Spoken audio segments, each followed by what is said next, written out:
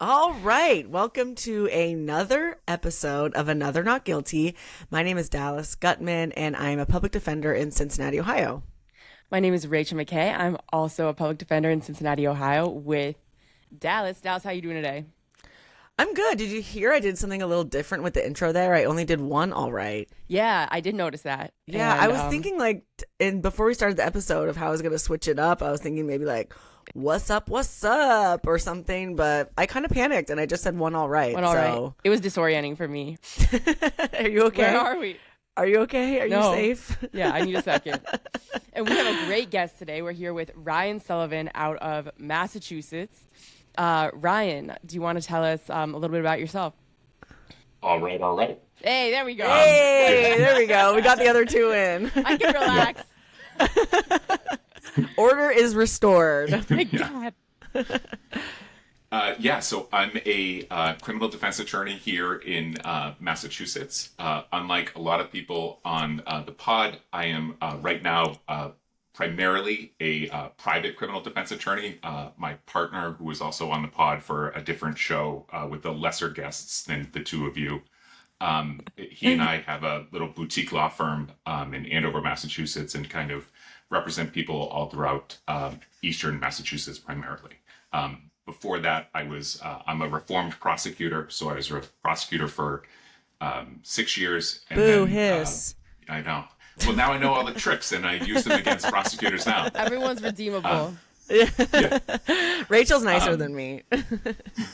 It's better to go from that side to this side. I think that's more understandable to me than to go from defense. If you're going from defense to prosecutor, just jump off a cliff, in my opinion. You mean like gaining a soul as opposed to losing a soul? Yeah. I don't understand the other way around. And we work with a couple of people who went the other way, the bad way, recently, and I'm just like, who are you? Because it can't be more money. People who went from defense to prosecution. Yeah. I'll tell you off the record who they are. This is news to me, Ryan. So. Yeah, I'm not going to name names. Anyway, Ryan, this part's about you. About us. We're going to try to make it about us as much as possible, but you can keep us on track, Ryan. So keep going. All right. And so for about 10 years, I was in Massachusetts. We have the public defenders, but we also have 80% of our court-appointed work, our indigent defense work, is done by court-appointed lawyers. And so I was one of those taking cases in the district and superior court.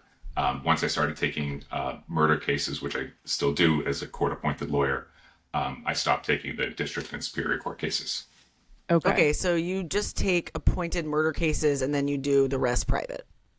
Correct, yeah. And what city are you in? And we're in Andover, but it's the suburb of Lawrence, which is one of the larger northeastern Mass cities, that has a very busy district court.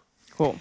Yeah. If you've heard our recent podcasts, you'll know that we know nothing about Eastern Seaboard geography. So we can pretend We get know lost where over that there. is, but It's we okay. don't know. We're that way. Yeah, that way. That's good. He pointed left, listeners. Y'all's right. Which I think is actually incorrect. Yeah. It's your guys' right if you're ever watching this on YouTube. Mm-hmm. Yeah. Right. We'll probably edit that out. Just kidding. Okay, cool. Okay, I'm actually really excited about this this case that we're going to talk about today. Yeah, this is awesome. It sounds super interesting, and I'm excited to get into really your defense. But first, I want to talk about the charges. So what were the charges against your client? Sure. So my client, I'll call him Andy. Andy was charged with 3 counts. He was charged with felony possession of a firearm, felony possession of a firearm, misdemeanor possession of a loaded firearm. It's just like a sentencing enhancement for the carrying of a firearm charge, and possession of a stolen firearm, that same gun. So essentially charged with having a gun. Okay. So one gun, 3 charges. One's a felony. Correct. 2 are misdemeanors. Sorry, the stolen gun was also a felony. Okay. Because of the So amount of money that the gun was worth. It's 2 felonies, 1 misdemeanor. Correct. Can you talk about the enhancement? So what's the vulnerability of jail or prison time, and how does the enhancement enhance? So the government in this case decided to keep his case in district court as opposed to superior court, which would open him up to state prison liability. So in district court, if he's convicted, he's looking at a minimum 18-month sentence, maximum 2.5-year sentence on the carrying charge. Whatever sentence he gets, which has to be jail in that case, or sentence to the House of Corrections here in Massachusetts, his punishment on the loaded portion has to be served afterwards, which can be a probationary period or up to 2.5 years in jail. And then with the receiving property over $1,200, which was the third charge related to the gun, that's a maximum 2.5-year House of Corrections sentence in Massachusetts. Okay, which can be served at the same time or separately. Can we parse this out a little bit for my own knowledge? Sure. Okay, so district court is like, and superior court. So district court is more akin to like a common pleas or like a municipal? Like a felony court or Pretend I don't know what common pleas and municipal courts are. Okay, yeah, Like a no. misdemeanor Pretend I don't court know or what a district felony court court? and superior court are. Sure. So district court is where every single case starts, or 99.9% of cases start. It's if you are arrested, you are brought to the district court, which has jurisdiction over every misdemeanor and any felony that's punishable by up to 5 years, and then some felonies over that are specifically listed by statute. Like, so for instance, selling drugs is a punishment of up to 10 years in prison. You can still be prosecuted in district court because there's a law that says specifically it can go in district court. Superior court has everything. So you could, in theory, be charged with shoplifting. I don't know why anyone would, but you could be charged with shoplifting in the superior court. You could also be charged with murder or any other life felony. The difference is, even though there's this technical way that someone can be what's called bound over to superior court, generally speaking, in superior court, it's that you've been indicted by the grand jury and your case progresses from there. Is one more like desirable than another? Would you rather be in district court or superior court? So that's a great question. It depends on what you're looking for. So for instance, in Andy's case, it's more desirable to be in district court because if he were punished for possession of a firearm in superior court and sent to the state prison, he can his minimum sentence is 2.5 years in prison. And so a district court judge cannot sentence someone to prison. They can only sentence them to the House of Correction. Okay, and that's different than like a county jail? It is a county jail. Okay. House of Corrections is a wild name. I know, it sounds like Game of Thrones, like Not the house. the House of Corrections. That is It's such messed like up. they really like going to the bend house. over backwards to make such euphemisms out of incarcerating people. Like in Hamilton County, our county jail is called the Justice Center. Like, come the JC. on, the And Justice where we visit Center. clients on this one level is called the mezzanine. Like it's a rooftop bar. So offensive. I know. Like, please give me a break. The my- Justice Center, You House guys of are- Corrections. Andy's case was being prosecuted in the Fenton Judicial Center, which is the Lawrence Justice Center as well. Yeah, just call it what it is. Courthouse jail. Yeah. No, call it what it is, the House of Injustice. Yes, Yeah. Thank you. The Injustice Center. I'm gonna There we start go. calling Yeah. it that. IJC. The IC. So your client is looking at.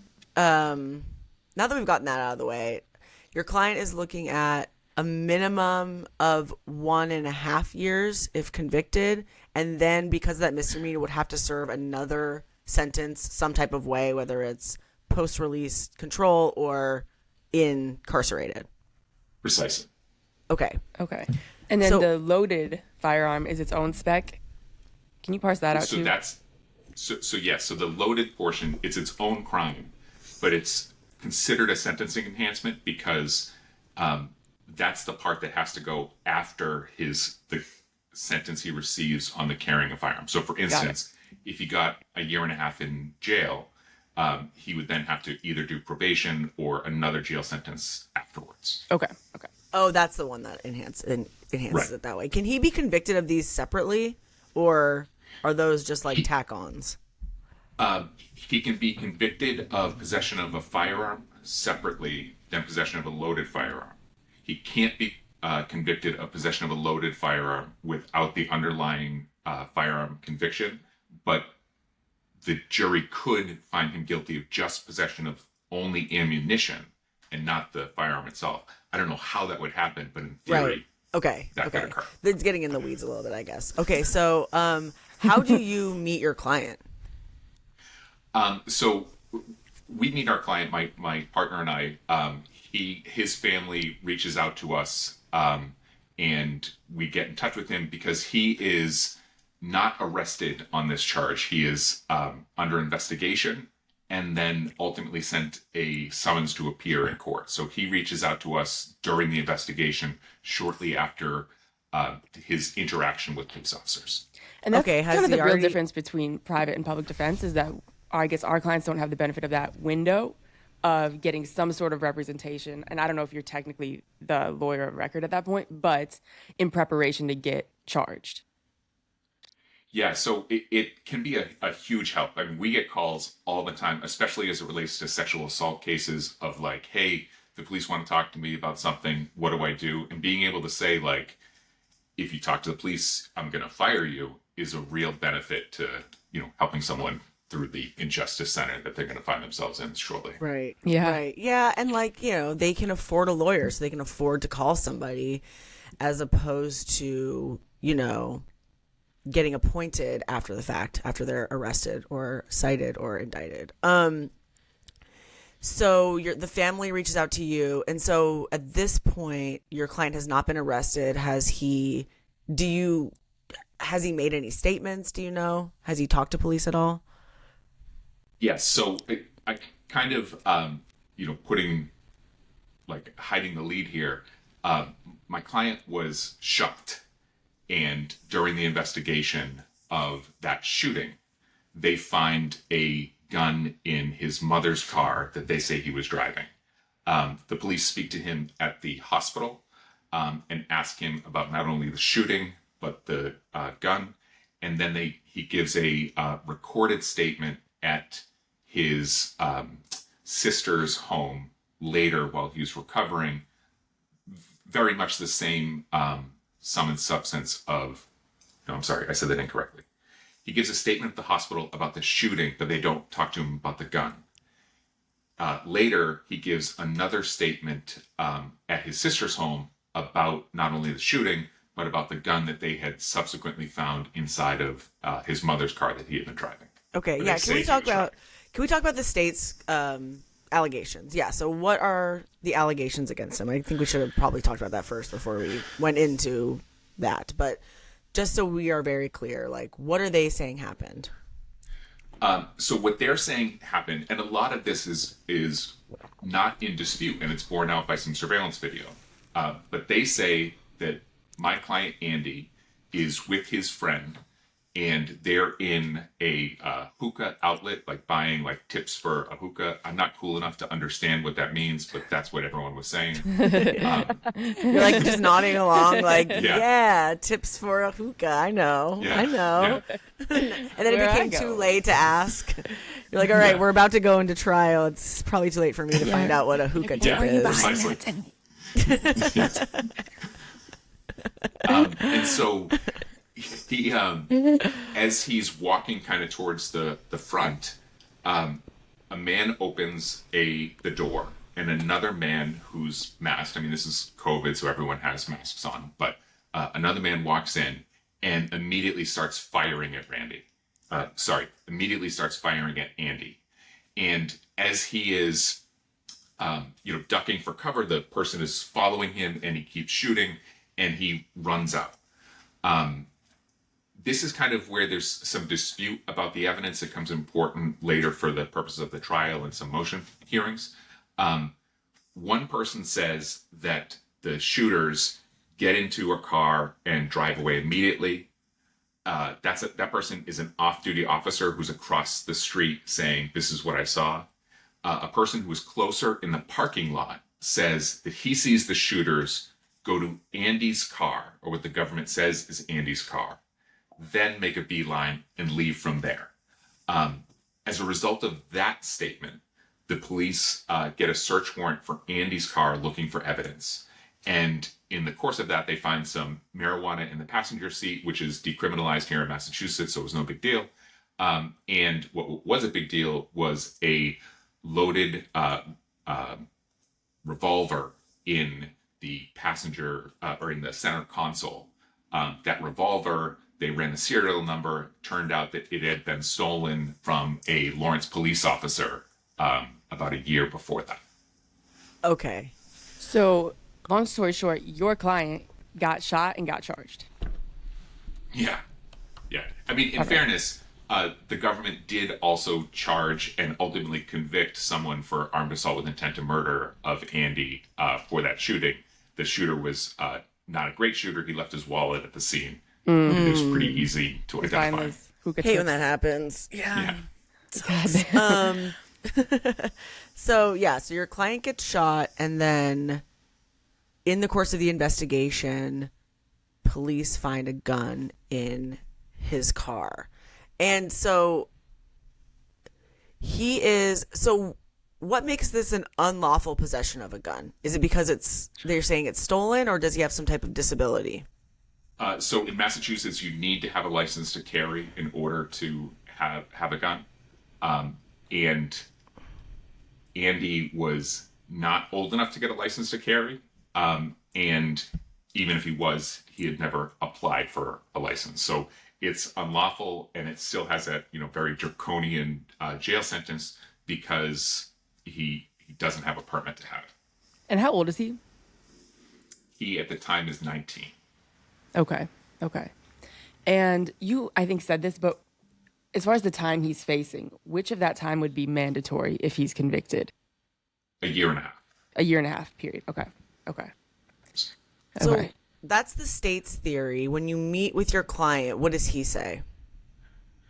So he basically says, like, yeah, I have a gun for protection. I sell sneakers, and I've gotten robbed. I have friends of mine that have been robbed. I needed a gun in order to protect myself in this kind of dangerous city. So I purchased a gun, and it is what it is. He had then,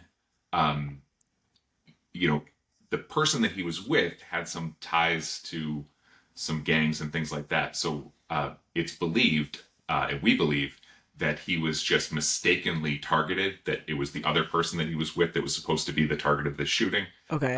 Because Andy, didn't know these people, had no interaction, and is just, a shoe salesman.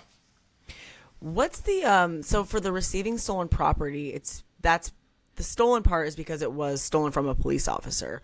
What's the mens rea? What does Andy's knowledge have to be convicted of this receiving stolen property? So this becomes very important at the trial, but essentially he has to be aware that it is stolen. He doesn't have to, nor did they make any suggestion that he was involved in the theft, but he needs to be aware that it was stolen. And the way that Massachusetts law kind of interprets that often is that there's something about the property. So you're driving a Mercedes that you're turning on with a screwdriver, it makes sense that it's stolen. Or you're driving, a Mercedes that had been stolen an hour ago, it makes sense that you knew that it was, that it had been stolen. Okay, there's a little gray area, but it's like known or should have known type of analysis. Right. Okay. So when you meet with Andy, you said that the investigation is still going on and he may have made some statements. After he's charged, do they lock him up? They do not lock him up. They send him so we reach out to the detectives, have a conversation with them, both about the shooting part of thing, trying to see if we can leverage, hey, if he's cooperative about this, can he get immunity about this whole gun issue? Before he's even charged, before he's even charged, you talk to police about it. Absolutely. Okay. Do you do that a lot in your area of practice? It depends on the type of case, but yes, a fair amount will have conversations to see, like in this case, can we limit his exposure? But more often, I would say it's conversations saying, hey, I'm the bad guy because my client's not going to give you any information, but you don't need to arrest him. I'll accept service or whatever, and I'll bring him in whenever he's charged or whatever. Another difference between, like, I just feel like in private defense, you just get a lot more space to work, a lot more space pre-indictment or pre-arraignment, a lot more space with discovery. It just sounds like there's more time. Mm-hmm. That's interesting. It's kind of, as an aside, Yeah.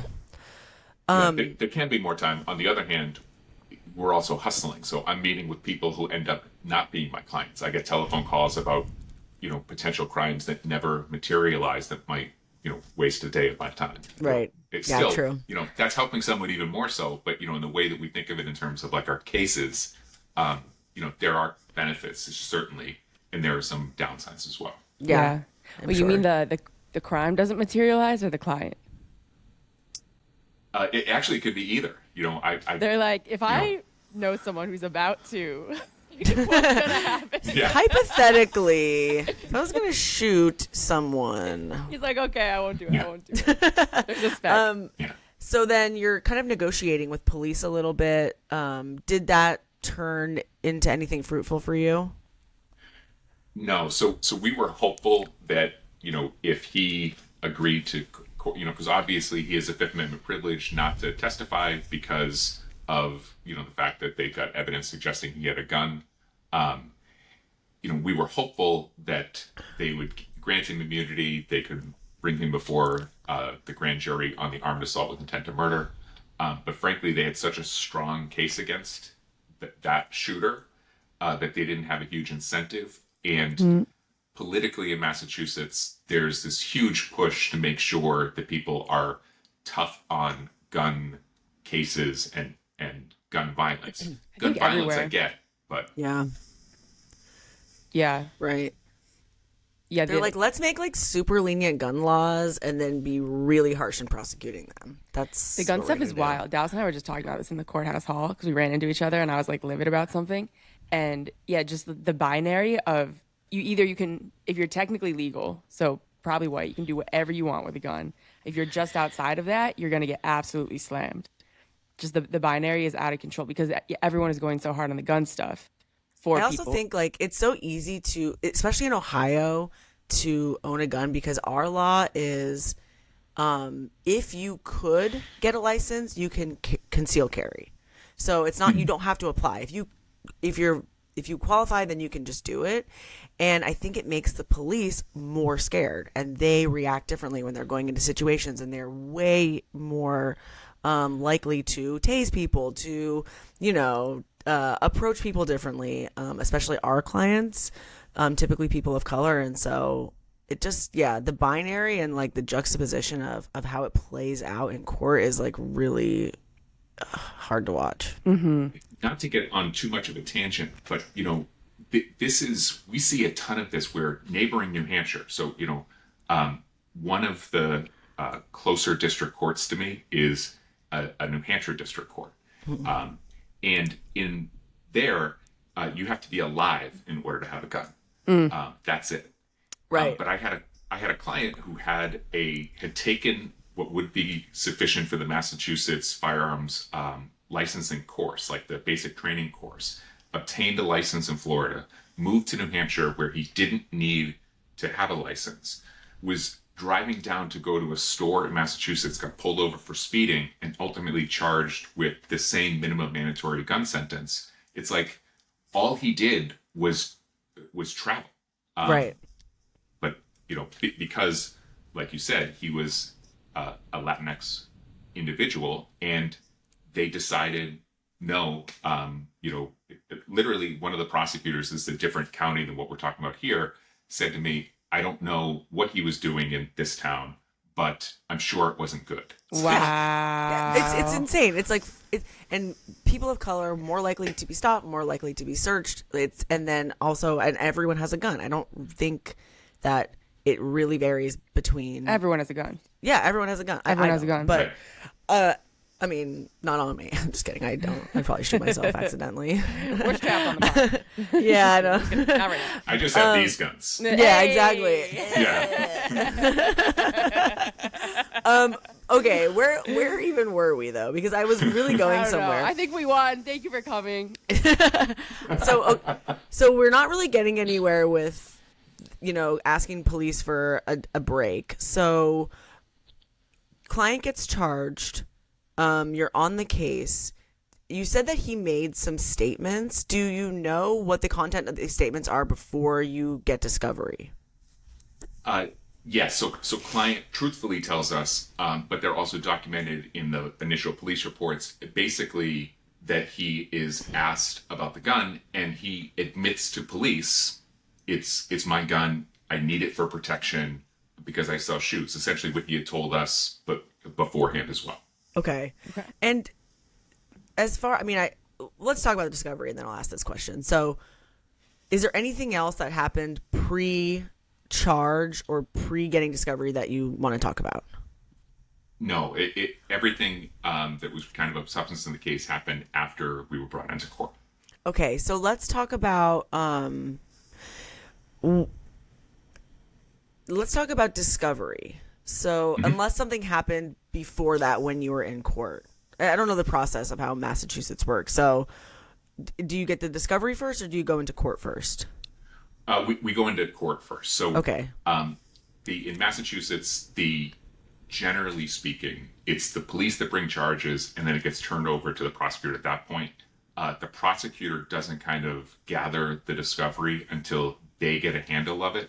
So although there's some things like the gun is being taken to the state lab for testing and things like that, the even request to get that isn't generated at first until until the prosecutor gets involved. Okay. And did you have any issue keeping client out on bond? No. So we were able to work with the prosecutor and, that's, I guess, going back to what we said, the helpful part is being able to say to the prosecutor, we've been cooperative. He appeared on his own. And, his young age, he was released just with a condition that he not have any more guns. Okay. Did anything happen in court that was notable pre-discovery? No, not particularly. I mean, we knew right away that we were going to be filing motions to suppress the search that was done by a search warrant of the car and a motion to suppress his statements. We had also thought about and ultimately did, as a result of the Bruin decision, file some motions to dismiss on Second Amendment purposes as well. Okay, great. So we'll let's get to that. Let's talk about. I just want to be clinical about the discovery first. I know I keep talking about that, but what did you get in discovery? Was there anything that was surprising to you? Because it sounds like you already knew a lot of the story going into it. So what did you get in discovery? So we got a series of a bunch of different reports because and more than you would see in a general just possession of a gun case. I mean, typically a case like this, we see police report and certification from the lab that the item is a working firearm. In this case, we got a lot more because it was a shooting investigation. So we got the search warrant affidavit, the lab reports showing that the gun was a gun, the DNA and fingerprint reports showing that they sought but were unable to obtain fingerprints from either the car or not the car, from the gun or the bullets. But frankly, it was pretty straightforward. Oh, and we got a video of this surveillance video from inside the store that showed Andy getting shot. And, it was basically a police officer took their iPhone, recorded from the surveillance camera about 45 seconds or so from inside of the store up until the shooter's leave. Okay. The number of recordings we get, is there no technology to just... You're an officer. Just take that. You're right there. Do they have body worn camera? They do now. They did not at the time. So what you're really looking for here is I guess what's relevant to the case, right, are his statements, the gun, and then where the shooter went, right? Because Precisely. okay, can you see where the shooter went in that surveillance, the video of the video of the video of surveillance? Despite what was, and we'll get to it when we talk about the trial, but despite some arguments to the contrary, absolutely not. Okay. You see Andy get shot, person run, end of story. And did the discovery that you got inform your motions to suppress? You said motion to suppress, motion to dismiss based on Bruin. Was there one other one? And a motion to suppress the search of the car and to suppress the statements that he made. Okay. So did that discovery inform those motions? Definitely the discovery with respect to the search warrant affidavit and what they knew. So in terms of the motion to suppress the search, we were focusing on the fact that there were two different stories. One from what the government would later say is a reliable police officer who says nobody went near the car.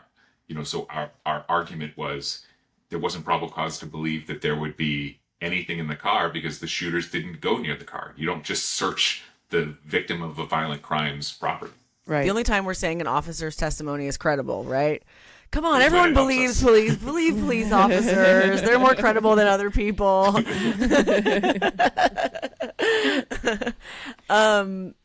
So, is there anything else you want to talk about from discovery, or should we move on to the motions? No, we can move on to the motions. So we filed the motion to suppress both the statements and the search warrant, and they are summarily denied. Summarily. Essentially, the argument is like, look, although there are contrary statements in the report about where someone went, probable cause isn't an exact science. It relies on probabilities, and therefore, it satisfied the reliability and veracity prong to say that there was a reasonable belief that there was evidence inside of the car. With the statements, we kind of knew it was going to be a problem to begin with, but we also wanted to lock in the officers about how their testimony about the voluntariness of these statements. I mean, there was some interesting issues that it's two unrecorded statements and then a third recorded statement where he invokes his right to remain silent immediately. Invokes his right to counsel immediately upon being advised of his Miranda rights. And so our argument was, had he been informed of his rights in the earlier statements, even though, he wasn't in custody, he's sitting in a lounge chair at his sister's house, and the police don't arrest him afterwards. But we were trying to make an argument that, had he been aware of his rights, he would have availed himself of them, and therefore his statements weren't voluntary. Yeah, so you do have a custody issue, but interrogation maybe not. Is that why they denied it? Because of the custodial part? Yeah. Okay. And the first statement, where was he physically? So his first statement, he's in the hospital. His second statement, he is in recovering from the 6 gunshot wounds that he received. The second statement, he's still recovering, but he's in his sister's house. And then they go to ask a third statement. This is like right afterwards when they give him his Miranda warnings. He invokes the right to counsel. So the recording is like 13 seconds long or something. That's when he calls us and, we get involved. They didn't, did he make any incriminating statements in the hospital? He did not, because they hadn't searched they hadn't searched his car yet. So they didn't know about the gun. He just think hospitals said, are... Sorry, go ahead. No, please. You're the boss. No. I didn't mean to cut you off. I just think hospitals are kind of an interesting issue. I think they're kind of gray for judges. You know what I mean? If you're like in a hospital bed, are you in custody? Would a reasonable person feel free to leave? I don't know. I wanted to hear about what the judge said about that, but yeah, and if he didn't make incriminating statements, then whatever. The knowing intelligent voluntary when someone's in that state. Yeah, there's some case law that's good for us on that. When someone, they're just. Did you bring that up at all? So we brought it up in the context of the trial, but in the motion it wasn't particularly relevant because he didn't make any incriminating statements in the hospital. It was only at home, and we tried to say like he was still under painkillers, but right, yeah. The officer testified, probably truthfully, that he didn't appear to be under the influence of anything. He was lucid, yeah. Mm-hmm. And then what about the Bruin motion? So quickly, without, and not in legalese, can you tell us a little bit about what the words Bruin motion means?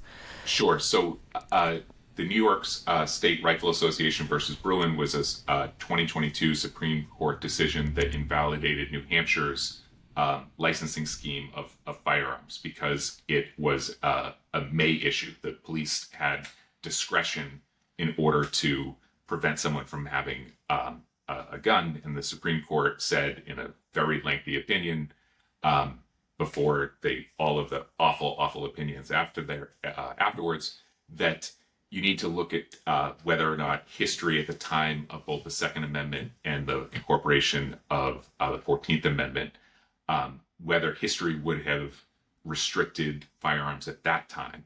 And if so, the law is valid, and if not, the law is invalid. And they decided to nullify New Hampshire's law, which is incredibly similar to Massachusetts law.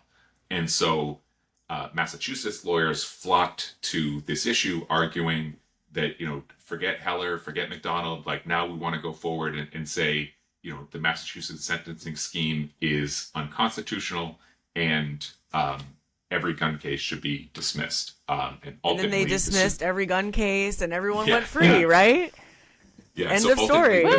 The Supreme Judicial Court took a more narrow view of that, and so that motion was ultimately denied. Yeah. In kind of right before the trial started, there was this case called Guardardo. And then Guardardo 2, that basically it added an element to the government's ability to proceed with a case, basically that they now have to prove the absence of license, where before having a license was an affirmative defense to firearms. But because of his age, that never really became an issue in this case because he was statutorily barred from having a license even had he applied.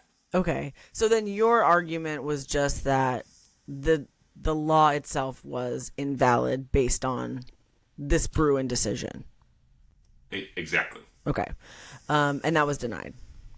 It was denied very quickly. Shocking. A lot of writing for a easy one-word answer. I feel that. Yeah. That's my whole week. Same, actually. We're fighting a case right now. It's not a gun case. It's like a marijuana metabolite case. I don't know if you guys have metabolite issues there. But we did before the decriminalization. Yeah, but it's the same thing. The judge is basically like, yeah, I read your motion. No. I'm like, what about the hearing? They're like, yeah, no. Like, Yeah, hey. he just said to me, he was like, I almost thank granted you. it because of how hard you worked. Most backhanded compliment I've ever received. I almost gave you brownie points, but not today. My good friend Steve tells a story about this federal judge that he said, you pushed the boulder all the way up the top of the hill. You almost made it to the top, but you just fell short. And his response was, all I want is a flat playing field. Yeah. Right? Well said. Exactly. Yeah. Well said. Oh, God. Okay. So either way, you preserved a great record, at least at this point. You fought the statements, you fought the 2A issue, and at this point, you kind of know what's going to be coming into trial, and you've locked in some good testimony, or at least some predictable testimony. Did you get anything during those motions that you're excited about, that you're worried about in terms of testimony? So what I was very excited about is how much the government highlighted the evidence of a person going into Andy's car in the aftermath of the shooting for a potential defense that, the gun was planted there. And that was, making that such a big argument that is so unreliable, the judge cannot consider it in issuing a search warrant, was, there was a strategic part of that, to have the government talk about just how credible that incredibly exculpatory statement is for Andy's case. Mm-hmm. Yeah, let's talk about kind of your theory of defense leading up to trial. So, what's your theory here? So this is interesting. So this is one of the first cases that my law partner Murat and I decided to try together, and it was kind of the beginning of our law partner. The beginning of our law partnership. Which is now just like a bromance that is blossoming all over the place. But that's cute. Another story. Congratulations. Thank you. His wife is thrilled. So we, as we now do in all of our cases, kind of strategize together about like, okay, what do we think? And we had differing opinions as to what the defense should be. Murat's belief was because the statement that Andy had made of, I had the gun and I got it for protection because of and he goes into detail about this robbery that he had seen in Boston, and as a result, he then arms himself to protect himself in the future, that given the context that, in fact, he was shot and, the police were nowhere to be seen, that he actually did need a gun for protection. And so wanted to advance a necessity defense that, we had this gun for purposes of protection. And because he is unable to apply for a license given his age, he should be exempted. And there's some pretty helpful law in Massachusetts. It's not directly on point that talks about, the great cases, if you wrestle a gun from your attacker and you're holding it and you don't have a license, you can't be prosecuted for that because you need it for purposes of your protection from that attacker. So what we were trying to do is expand that theory to say, it doesn't have to be like the immediate problem of wrestling that gun away, but rather, if you need it to protect oneself. And so what we did is we gathered, different from the discovery that was obtained, our investigation, we gathered a bunch of data from Lawrence, the city where this happened, about the number of gun cases, the number of violent crimes, the police response, the number of detectives that are assigned in different cases and such, in order to show that a citizen can't rely on the police for protection. They needed a gun in this case if they were subjected to this. Wow. Good work. Yes. Just yeah, even that's great raising that is investigation. so creative. Yeah. What form did that litigation take? Or what form did it take to raise that issue? So we stayed silent on it until the day of trial to say, we have to provide this notice, so we just wrote necessity. We provided the discovery, but didn't shout our, from the rooftops of this is where we're going. And our plan was we wanted the jury instruction for the jury to have to consider it as opposed to getting directed out. So real quick, you said provide a notice. So necessity is a affirmative defense and you have to give notice. Yes. Okay. Yes. And you mentioned investigation. What other type of investigation did you do leading up to trial? So, we went down to the scene. We, looked and saw what we could find. We're familiar with the area generally, but wanted to see are there other surveillance videos? Are there other cameras? And so forth. And essentially, no. It was just the hookah store had this incredibly high def camera inside, and then you could do whatever you want in the parking lot and no one would be able to see it ever. Wow. Yeah. As long as you get out of there. Right, exactly. Yeah. So all this data that you're collecting, how are you planning on getting that in? Who are you planning on getting that into evidence through? So we wanted the data to be able to back up our questions, but we're hoping to get it in through, and ultimately we're able to get a lot of it in through the testimony of the investigating detectives about, you're familiar with Lawrence, that there's a violent crime, we said, probably maybe daily or weekly, and the detective was like, yeah, definitely daily. Okay. In order to show that. So you didn't need some type of data expert or anything like that, or Lawrence expert, or I don't know what you would want. Whether we needed it, I can't tell you. We didn't have one. Well, you want to, you didn't. If it works, it works. So that was your theory going in. Did you guys bat around any other theories of defense? Yeah, so that was Murat's theory. I was not sold on it, to be quite candid. Okay. My theory was argue that the statement is not believable, that he's just covering for somebody else, and that gun was someone else's or it was planted, but that the police didn't do a thorough investigation to find out if, in fact, this was Andy's gun or if it was someone else's. Okay. And which theory did you guys go with? So, getting ahead of ourselves a little, we started with the necessity defense, but we didn't lock ourselves into one of them in opening. And this is, probably the worst foreshadowing ever. That became very important during the course of the trial. Okay. Mysterious. The broad no one knows opening. what that means. Yeah, keep everything on the table. Yeah. Okay, Smart. so yeah, you want to say, listen, basically, he's lying. Our client's lying.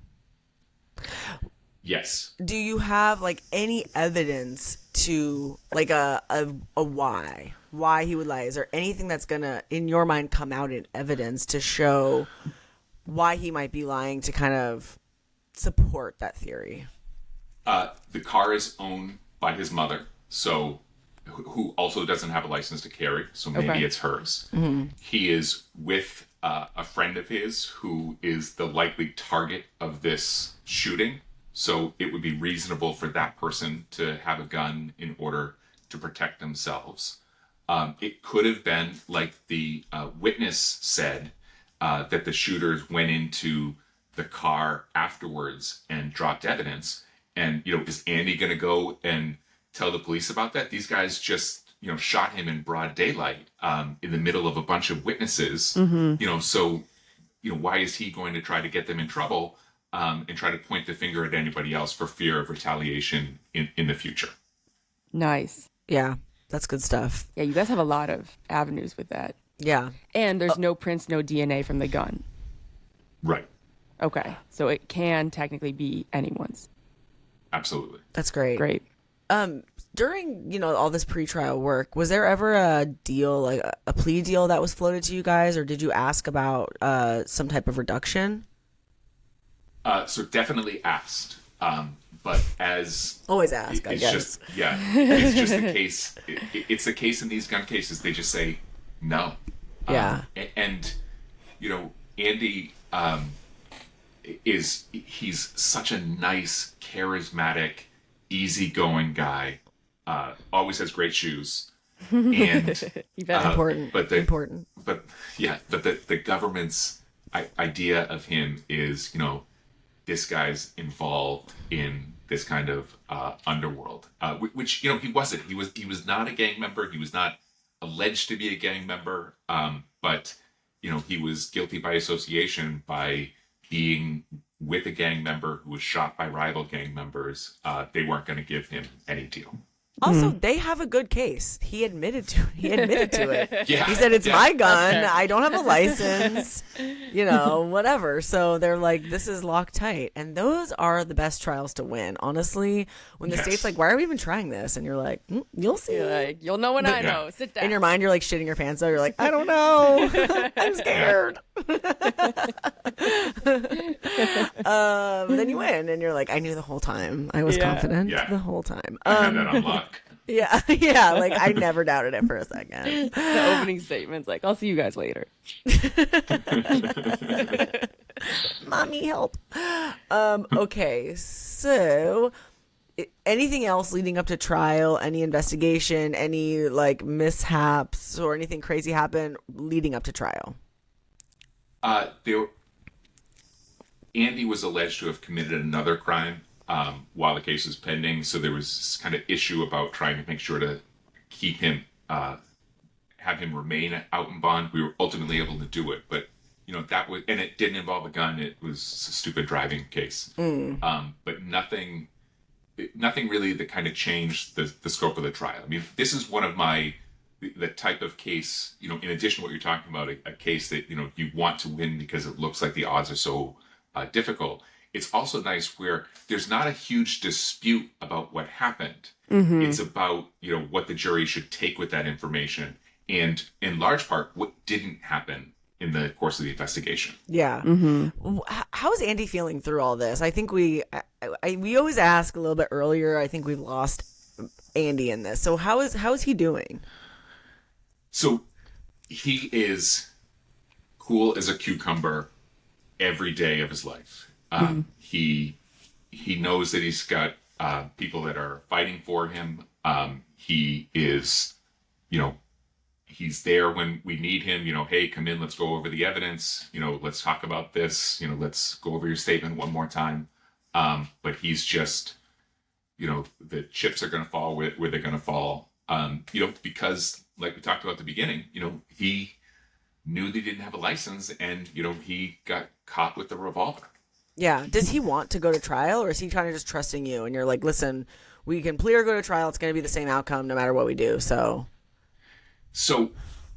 because of that statement of like, look, if you lose at trial, I can't guarantee what the result is going to be, but I can tell you, of 20 years experience is going to be the exact same. You're going to get the minimum because of your age and the, just how, he's a really sympathetic case. So we didn't really discuss the possibility of a plea at all, other than to say it would be 100% against our advice. Yeah, right. You can't win a guilty plea. That's what I always tell people. Yeah. Can't win a plea. It works. Can't win a guilty plea. Especially, if the offer there is none, then then full send. might as well send it. Full Unless send. unless you're in front of a judge who's like, if you make me go through this jury, I will max your client. Do it. Is that a concern here? Who are you in front of? So we don't know who we're going to be in front of until we are in front of them. We end up getting sent to a judge who is fantastic. He was a defense attorney in the area. I've known him throughout my entire career, and he's a very fair judge. He wants to do the right thing. I couldn't have been happier with who we drew as a judge, because there are some other judges in that Justice Center that are far less favorable. Don't you mean Injustice Center, Yeah, Ryan? that's right, Injustice Center. But that does make it difficult to advise your client, right? Because for us, at least in our jurisdiction, that is a huge part of the analysis. Is like, who are we in front of? Are we in front of a judge where, like, I know that the burden is so high in that courtroom that any he said, she said case is going to win? Or am I in front of a judge where, if like I said, like if we try this and lose, we're getting max? And so that really plays into my advice to my clients. So how do you reconcile that with this type of jurisdictional practice? Yeah. And these facts, which are client said, client said, client said. Yeah, I mean, because you're thinking like, okay, we might lose. So like, what if we get, the wrong judge? Like, how do you think about that? So, most of the judges still probably wouldn't go much higher than the minimum, even if they got him. This is the kind of benefit for being in district court for this charge, is no matter how many years someone gives you in the county system through district court, you are parole eligible at 2 years. So he is eligible for parole 6 months after the mandatory, no matter what the judge gives him. So 6 months is a long time, and we're talking about, a third of the mandatory period of time. But, that he would have to give up and get that 18-month sentence voluntarily. And all he has to do is risk a longer period where he's eligible for parole. It's worth it. It's worth it. And because he's so young and probably has I don't know if he has no adult record, but he's so young that it's probably limited. He's likely to get paroled at 2 years, you think? Absolutely. Yeah. He didn't have any record of convictions, and he had never been in custody. So, he was the likelihood that he was going to get smoked after trial was pretty minimal. But your point, Dallas, is absolutely right. I mean, it's a huge thing, and it requires a lot of flexibility. My personal practice, I like putting as many cases on for trial as I possibly can. That doesn't mean I'm trying every single one of them, because obviously a bunch of cases get dismissed. But even in a busy district court, you can enter a plea at the beginning, and there's no incentive to give me what I want because I'm not clogging up your trial docket. Whereas if there's 15 cases ready for trial, and what I'm asking is not that dissimilar from what the prosecutor asks, I have a good chance of convincing the judge, that what I'm asking for is reasonable. Yeah. You mean in sentencing or as far as like a reduced plea? So the government has a huge amount of power in terms of whether they can. We can't force a reduced plea and things like that without the government's consent. But in terms of, if I'm, I don't see a huge difference in my practice for the results I get in resolving a case early on in the pretrial stage as opposed to resolving it right on the trial day if it's the type of case that I don't want to play. That but makes also sense. I'm not afraid to go to trial, so but you're ready. I think the more ready I am in a case, the more likely I'm going to get a better outcome, because I think that you do have to play chicken with the prosecutors. And I think, McKay, you just got a really great outcome for a client because you just were relentless and like, we are going to trial on this, and they kept reducing their offer until it was like they made you an offer you couldn't refuse. Literally, yeah, and it's not even bluffing. It's like a real trial date, the real trial binder, and we're like sitting there. And then something comes up and you're like, oh, well, I guess we'll talk about this because, it's pretty much like a acquittal offer type situation. But but that happens for us, unless we need jeopardy to attach to something for some reason, we're like, oh, this should have been charged as a da-da-da-da. Then the 11th hour is the move for us all day. Yeah. That's how I practice too. Yeah. Okay, so we're getting ready for trial, and you're thinking about voir dire. So what type of jury? In Massachusetts, do you select the jury, or is this one of the judge things that we've been hearing about? One of the judge things. Okay. This is stressful. Makes me uncomfortable. Yeah. I don't Come like on, Eastern Seaboard. What's happening here? So just pick a judge. So, I mean, I listen to every episode of A&G, and as I'm listening to them, I'm like, what is this whole, I'm going to say my argument to the jury? Like, it's awesome. You would love it. It's amazing. Yeah, you would thrive. It's the best part. It's so fun. The You conversation get to be yourself. is really interesting. Yeah. Yeah. It's not like, it's kind of, well, I do misdemeanors, so it's like kind of less serious, and I can just be like, okay, I'm going to be myself. I'm take this seriously, but I'm trying to get to know you. It's really fun. Yeah. I can tell you. So being yourself, I'm so envious of these jurisdictions that you can just do it in like a set setting, because I believe that that's so important for the jury to know you as a human. And so I do as much as I possibly can throughout the trial to show that I am a wise guy. One judge calls me, attorney Eddie Haskell.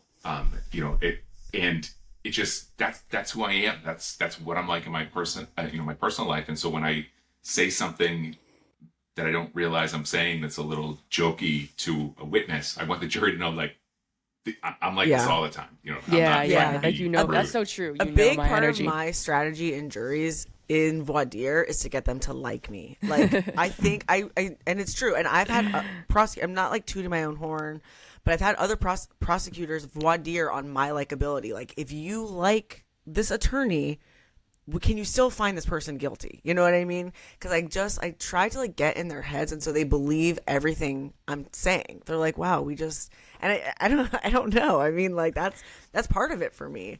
Well, I think I get them to trust me, and they're like, oh, I like you. The prosecutors are like, wait. We know we know you guys are all enchanted right now, but what if he's guilty? You know what I mean?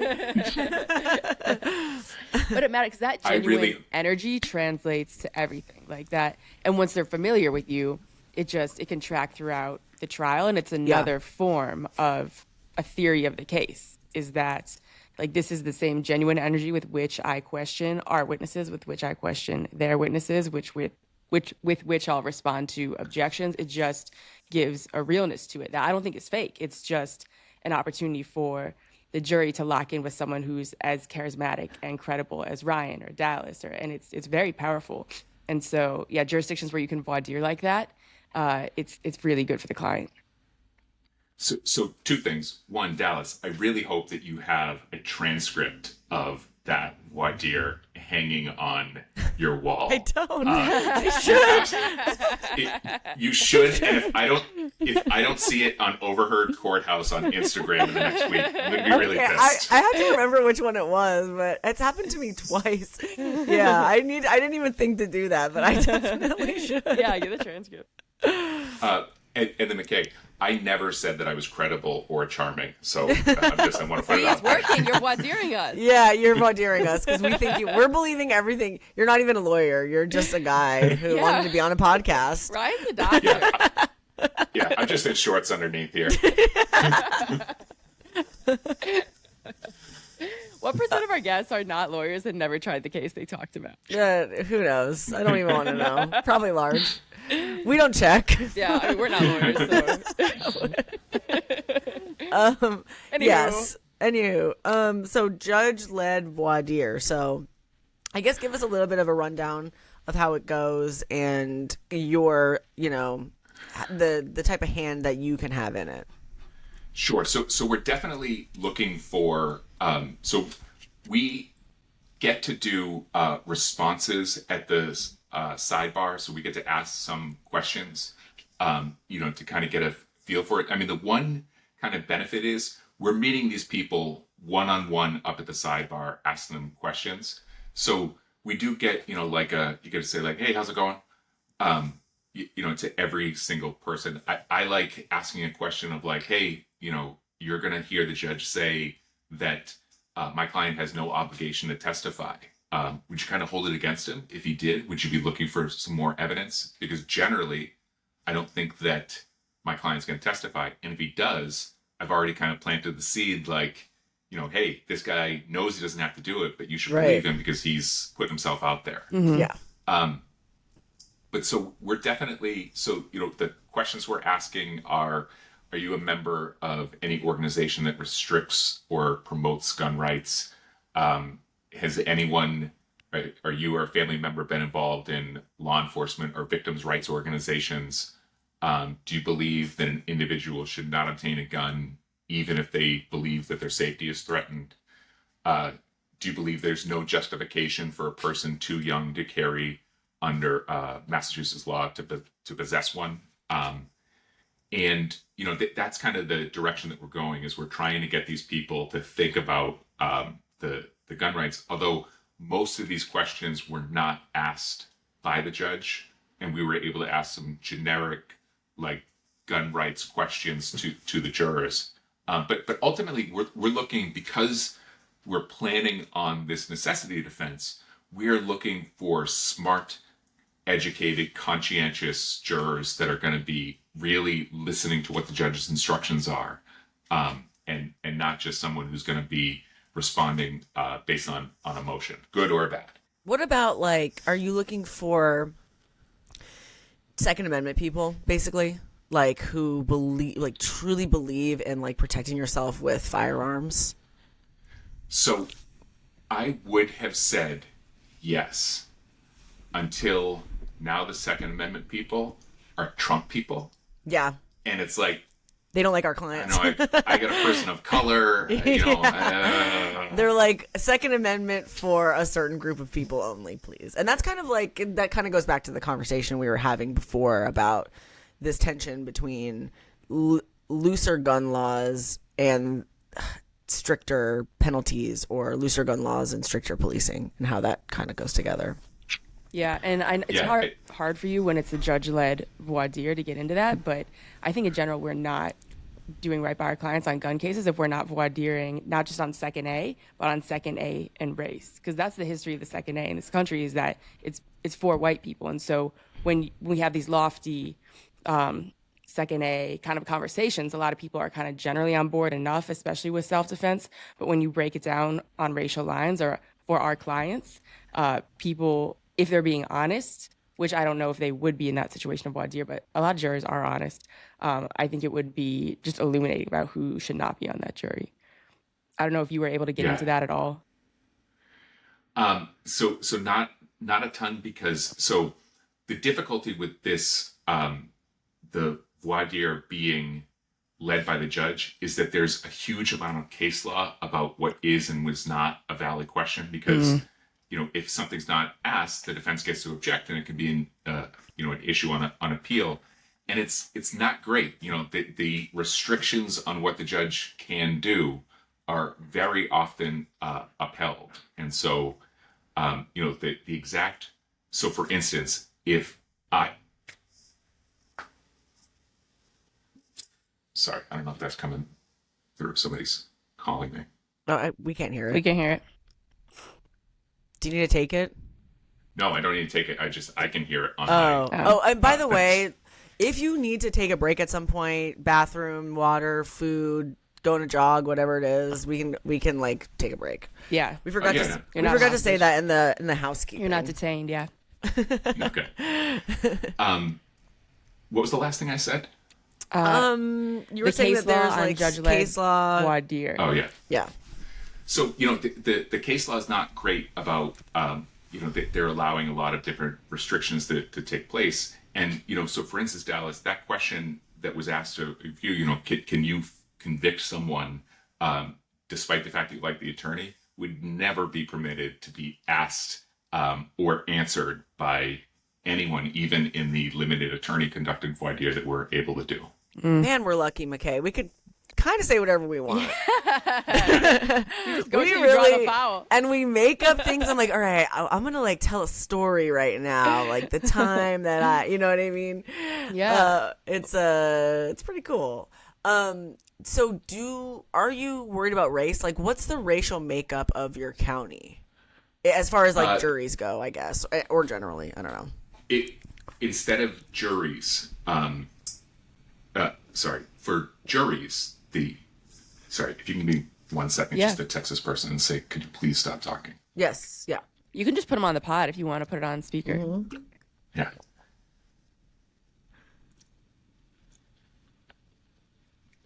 Stop fucking calling me. I'm busy. Exclamation like, I'm on point. a podcast. like doing something knows. Important. I've got my phone on me 100% of the fucking time. If I don't answer it, it's because I don't want to talk right now. So you don't have to back blow me off. up with six serial text messages. Mom. Is that your mom? Yeah. Oh, Mom. Are you okay, Ryan? Answer me. Yeah. 42 years old. I don't need to send you my flight itinerary still. Oh. Sorry, is this my therapy session or is this the pod I'm forgetting? Both. And has that been a problem for a long time? Tell us how that makes you feel.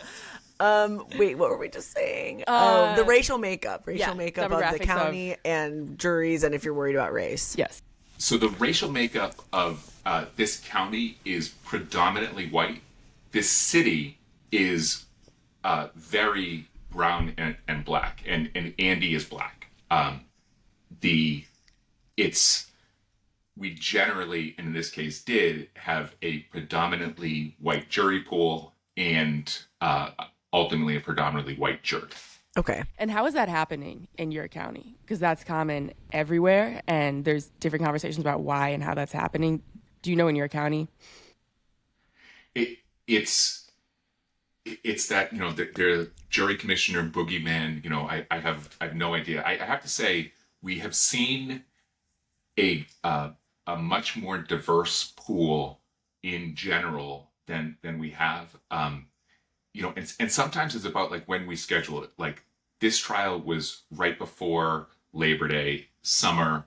We got a lot of, executives that took time off in the summer and students who were home for the summer, as opposed to, 2 months later, I had a trial in the same city, different courthouse in Superior Court, where our jury pool for that Latino man was much more diverse. Okay. Yeah, and my side is that we need to pay jurors a lot of money because whatever job you do, it is so expensive to sit there for a week, 2 weeks, 3 weeks. You can't expect a diverse pool when you can't work. Yeah, absolutely. Are you worried about race in this case? Like, does that come into play for you? So a bit in terms of just kind of the judgments that they're going to make. Here's this young black kid, although he, visually looks, he's a very light skinned black, clearly and obviously black, but very light skinned brown man. And he's in a city that has a huge Hispanic population that is known for drugs and gangs and guns, and he's being charged with having a gun. Are they just going to assume he looks the part, therefore he must have done it? Mm-hmm. Right. Mm-hmm. Right. And you can't talk about that at all in voir dire. No. Yeah. That really? I don't know why I was worried, because he admitted to it, so that was probably a bigger problem. Yeah, I guess. My client admitted to this. Yeah. Yeah, that's really hard. If you can't say that stuff in voir dire, like, how are you picking how can you pick a jury? How can you get a feel for the people? And it just goes to go ahead, how sorry. We talk about between state lines, stuff that just, it is this way here, it is that way here. And to us, that would be a scathing due process violation. Like if we were about to voir dire on race and with these facts, and the judge said, no, you can't talk about race, we would then pull over, essentially proffer to the court reporter everything we were about to ask, why it was important, and preserve the record for a possibly reversible error for not being allowed to voir dire on race. Yeah, agreed. And I wish it were something that, I think that's part of the problem too. Like, people get used to the system that they're in, and kind of the normal. You guys were asking, you were talking to one of your other guests about, like, what is it, the doctrine of chance in Texas? And I was like, my God. Yeah, where they just like spin a wheel and see what happens. You can't just put doctrine in front of 404B and make it okay. Yeah.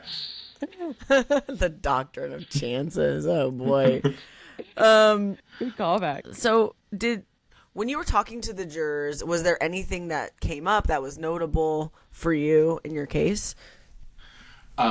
So actually, it had a pretty streamlined, easy voir dire process, and like the jury, there was really the judge is a very personable and knowledgeable guy. So he and with a background in defense, has he understands the difficulty of finding somebody fair, and so he really made sure that we kind of got to know the jurors as much as we can in a kind of limited capacity. And, frankly, it was very uneventful. Okay. Did you like your jury? We did like our jury. Yeah, absolutely. Good. Okay. So then we're going into opening then, yeah? Yes. All right. So the opening in this case, like so the DA opens first, and their statement is just like, he had a gun. If you're going to see that they found the gun in his car and he admitted to it, like, why are we here? And, no frills, nothing, objectionable. But also, it's, although, like you mentioned, a strong case, nothing sexy about it. And our opening was very, we still had been internally talking about this necessity versus this, can you trust his statement? So we didn't want to lock us into one way or another, and was just very much like, one thing the DA left out was that he was shot, and it had nothing to do with him having a gun.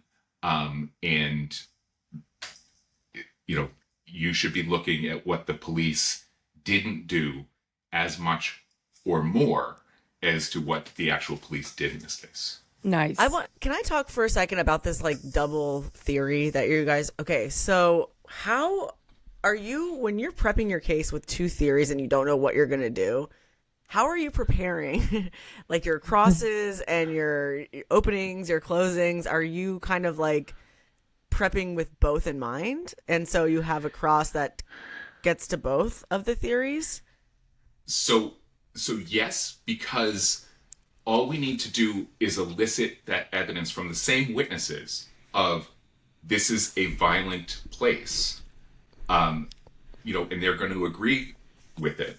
And then even if we don't go with the necessity, we are juxtaposing Randy, who has been the victim of, a gunshot or 6 gunshots, from, his crime, which is just simply not having a license. He wasn't alleged to have used it in any fashion. Mm-hmm. But we're also getting into like, okay, a huge part of the government's evidence was Andy's statement. And, making sure that we were getting into the specifics of that statement and the circumstances and everything's going on, it wasn't like the jury would be wondering, why are we talking about this fact? And so fortunately, it in this case, it wasn't I wasn't the shooter, but if I was, I didn't intend to kill him. They weren't in tension. They weren't like in tension with each other. Okay, yeah. That was like a side question. So yeah, talking about the evidence that's coming in. So your opening was just kind of like, you need to see what they didn't. They didn't do enough, and here we go. Right. And the state from jump has really heightened their burden because they have a clean case and they left out the most important fact of the entire situation, which is this was a shooting of client. And so as a jury, you're just like, are you serious? And their credibility is like shot from the get completely unnecessarily because they have a confession. Yeah. So they didn't think that the video of the shooting was going to be admitted into evidence. And throughout the trial, fought really hard in order to get it out. I don't know, like, and I understand their position of like it engenders sympathy, but ultimately, it shows it's exculpatory, right? Like, Andy doesn't have a gun on him when he's being shot at the time that he's alleged to have possessed or had under his direct control a gun. And to just leave out this piece of evidence because, it can garner sympathy, we didn't see, and ultimately, it didn't become an issue, why it wouldn't get admitted into evidence. Did they try to keep it out via a motion in limine, or did they just object as it kind of came up? So they raised it. They did not file a motion in limine that I recall, but they did try to preclude it from coming in when they saw like we had our video equipment and the disc and everything all set to present it to the jury. So they're kind of like during the housekeeping before the voir dire. Okay. Right. They were like, We're hey, jumping what's around that a lot. video? Yeah, they're like, Is whoa, that a whoa, whoa. You were like, I don't like all that shooting. equipment on that defense table over there. It's like, I see a lot of CCTVs over there. Whoa. What's the plan, guys? I don't like that. Okay. Okay, so let's talk about the state's first witness. Who did they call first? So they called one of the two lead detectives first. The detective that first went and spoke with Andy in the hospital and was present for the execution of the search warrant. But he was primarily the detective assigned to the shooting investigation. Okay. So they are calling him, I guess, what did he testify to? So he testified to, kind of his knowledge about, the scene and what happened and very much so about what Andy said at the hospital and what the police did. So, they they spoke to witnesses, they authored a search warrant. After getting the search warrant, they searched the car, found the gun, and in response to that, that's when they went and had the subsequent conversations with Andy, asking him about the nature of the gun, and took his statement. So they got all that in. What the state also did was, because we were able to kind of forecast that the video was coming into evidence, they got in the fact that he reviewed all the video and was able to see the shooters leave the area, and did not see on any video the shooters go to the Andy's car before leaving the area. Oh, He testifies to that? that's good for you, right? No, so it's not good for me because it suggests that it's got to be Andy's gun because the shooters didn't go there. Okay. Wait, isn't this the officer who wrote the search warrant that said they Yes. did? No, so he's one of the two officers. Is technically the sergeant who was their third witness who authored the search warrant. But Okay, so this isn't, he's not like contradicting himself. Okay. So he's not contradicting himself, but I get up on cross-examination and I'm like, hold on a second. You just gave a bunch of different answers about what you saw in the video. Like this, 45-second clip. This is the only video you have, right? Yes. Like, have you looked at any other video? No. Does Lawrence Police have any other video? Not that I'm aware of. Okay. You agree with me that you can't see that on the video. He's like, yes, I agree with you. Like, you weren't at the scene, right? No, I wasn't at the scene. So, like, all those statements that you made, that they left, that they didn't go to the car, that they made no other stops, that they got inside of the car, you'd agree with me. You're just assuming that the answer to those questions is yes. He's like, yes, I am assuming that they're yes. I'm like, but remember when you testified under oath a few minutes ago that this was true? Like, That's I just want to make sure it's clear. What? Like, you assume. And so, that was obviously the big part of cross-examination, is just tearing his credibility apart. Yeah. But I then started asking him some like additional questions that would hopefully support my theory. Like, you didn't see. So how did I phrase it? Like, you weren't able to determine whether or not that gun had been, touched by Andy. He's like, well, I don't want to assume. And I'm like, I just want to be sure we're clear, officer. You don't want to assume. And I asked this. I was like, you don't want to assume when I'm asking questions, but you'll assume when she's asking questions. Let's go. Nice. Yeah. What'd he say? Yeah, what'd he say to that? He's like, I don't understand what you mean. I was like, but the jury does. Yeah, right. Yeah, don't worry. That wasn't for you, buddy. I don't assume what assume means. So did you, with him, get in anything about the statement, or so what? Yeah, so with the statements with him, we got in, the questions that I was asking him were basically like, you went and talked to him in a calm, cool manner. You were talking to him as a victim. You told him words such to the effect of like, you got nothing to worry about. This is a safe space. Like, you're not in trouble. I'm just asking you about this shooting investigation, and really got it, and he agreed to all this, that, Andy's mindset would be, I am not in trouble. I'm just being asked questions as a victim of crime. Mm-hmm. And it's like, and then you started asking questions about the crime that he in fact did commit, and you never clarified, like, time, now I'm going to ask some inculpatory statements. So when Andy was answering questions, he would have felt comfortable the entire time, being able to have a belief, erroneous as it was, that whatever he said wouldn't be used against him in a criminal proceeding. So you're kind of trying to set the groundwork to argue some sort of coercion? Not coercion, but that Andy's statement shouldn't be believed because it's just as possible he's covering for someone else, because he's been told, you're not in trouble.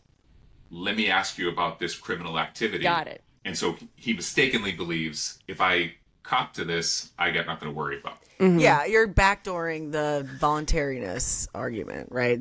Knowing, intelligent, voluntary argument. Yes. Yeah. Anything else for this officer? So, I mean, there was some backup, like there was some redirect and then recross on the same issue. The DA tried again to like clear, like, you're just saying these videos, the videos showed, like, you're not saying you saw it. It's just what the videos showed, like, double down on it. So I get up and again, I'm like, the videos don't show that, right? It's Well, like, you're no, playing they the don't. video, right? Are you playing the video? Yeah. So Okay. the jury has seen the video and they see that what he's saying the video shows isn't there. And he's also saying, and by the way, I've not looked at any other video. So it's not like there's this, discovery violation that is occurring. Right. And there's this, real bad video out there that I wasn't aware of. He's just saying yes when the DA is asking him questions. How did Yeah. the state ever lay foundation with him in the first place? Like, he can't authenticate the video. He wasn't there. He didn't see any of this.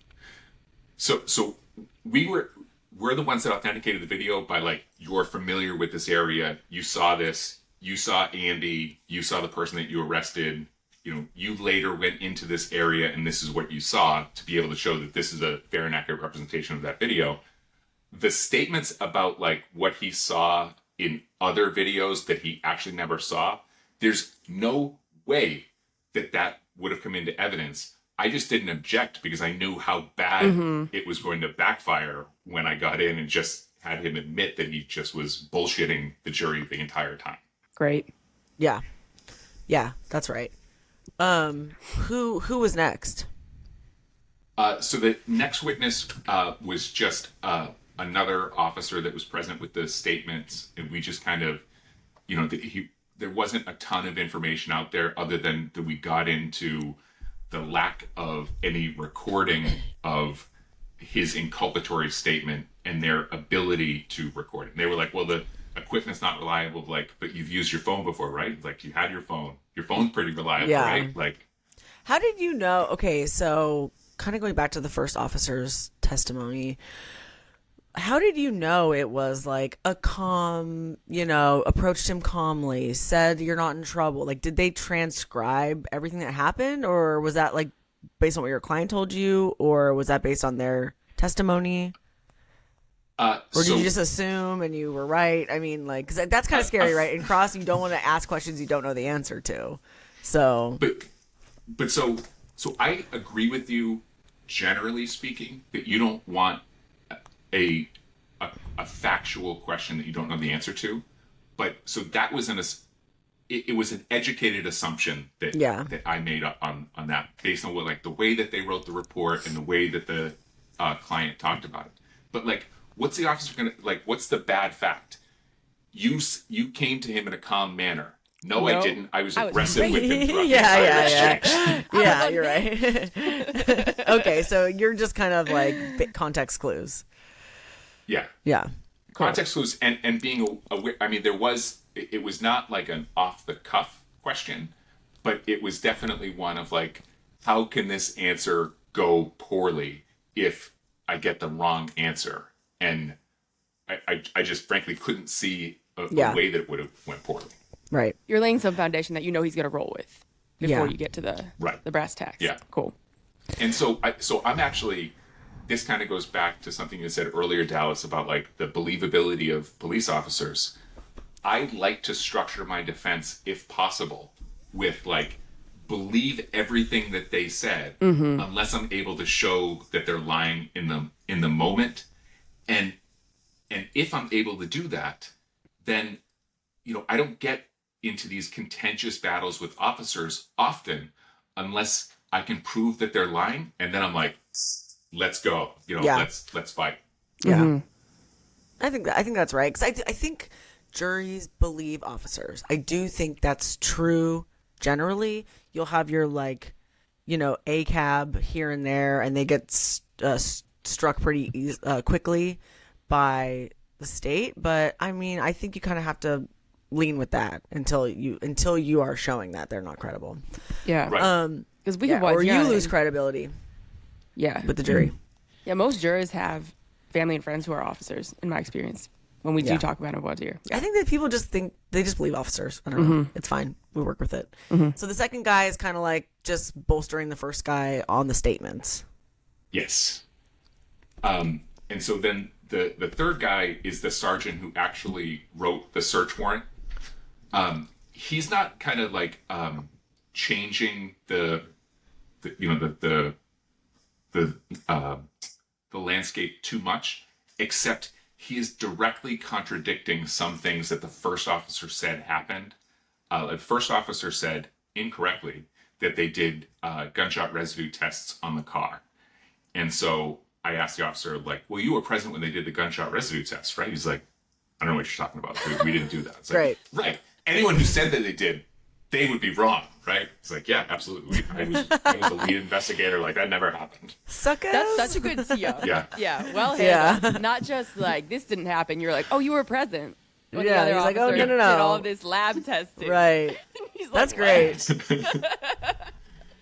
And yeah. And so, if we can follow it to its natural conclusion before we hit it home, we draw it out. Yeah. Yeah. Let the jury know, like, oh my God, and the officer has no idea what I'm talking about. Right. He's just testifying. He's like, what is this attorney talking about? This guy's an idiot. Yeah. Yeah. He's obviously not prepared because he thinks there was gunshot residue testing. Someone didn't read the discovery. Okay. Yeah. So I went into the whole issue with the video and what it did and didn't show, again, thinking it was just going to be like, I'm shoring up the fact that like this other officer just, exaggerated this. And I mean, I'm thinking if we do go with the, my client's statement shouldn't be believed theory, like this is going to bolster that. And the DA on direct examination, redirect, gets into like, you went down, you looked at the area, you canvassed the scene, and you were able to show that the video did not capture that. And this where it comes, like having that understanding of the area and having done the investigation. So I get up on recross and I'm like, there was no video though, right? It's like, yeah. It's like, so her statement, like that you were able to definitively prove that it didn't happen because there's no video capturing it. I just want to make sure that we're clear. That's because there's no video capturing anything. It's not like we saw him leave and he didn't go there. It's, we don't know what he did or didn't do. And the DA was trying to argue to the jury that that he saw a video that showed the shooters didn't go to the car. And that just wasn't true. Oh my God. At all. He's digging a grave. He has a confession. That's wait, but the officer was agreeing with that? This officer was agreeing with that? Yes, because her statements, her questions were confusing. And ambiguous in order to try and deceive. So I wish I could remember the exact words, but I said something like, I know that to the jury, like, I know that she's trying to suggest something that didn't happen, but I want to make sure that you're clear. Like, this didn't happen. Like, it was, I've never seen a greater example. And I hope and expect, because I really like this person. Like, I have a friendly rapport with this prosecutor. I think she just didn't understand what was happening because of the imprecise questioning and answers and probably like trial prep of the first officer. I think she thought there was this video out there in the shooting investigation that showed that this never occurred. That she didn't see or disclose? Yeah, I mean, that's a whole nother story. I mean, what? For real, Dallas. Yeah, and so I give a lot of prosecutors some leeway on that because I'm a huge proponent, especially in a case like this where like my client has told me that he did it. Like, if they don't give me evidence, I'm not complaining because it's going to hurt me in these types of cases. Mm-hmm. Like, we ended up probably cutting it, so we'll probably cut this. But like that case I mentioned about the client that was going in from New Hampshire to Massachusetts, they never gave me the certification that the gun was a gun. And so the case got dismissed on the trial date because they didn't have the evidence. And they're like, the DA is saying like, well, Attorney Sullivan's, experience, like he could have asked for it. And I was like, I didn't ask for it because I was hoping this was going to happen. Like, Yeah. What? We don't have to ask for it. What do you mean? The notion that we need to be gathering the evidence on behalf of a client that's inculpatory is unhinged. Yeah. Fuck off.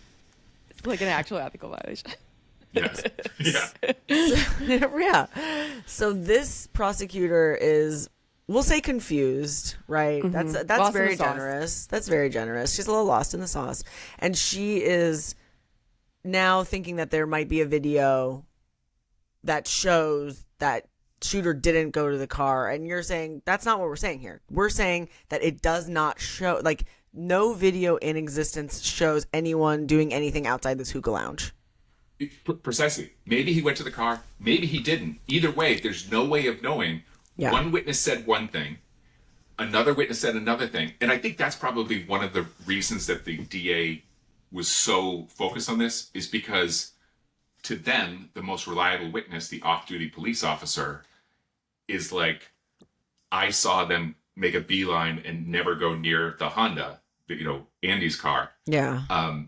And so they're just kind of like assuming this fact to be true, which it probably is.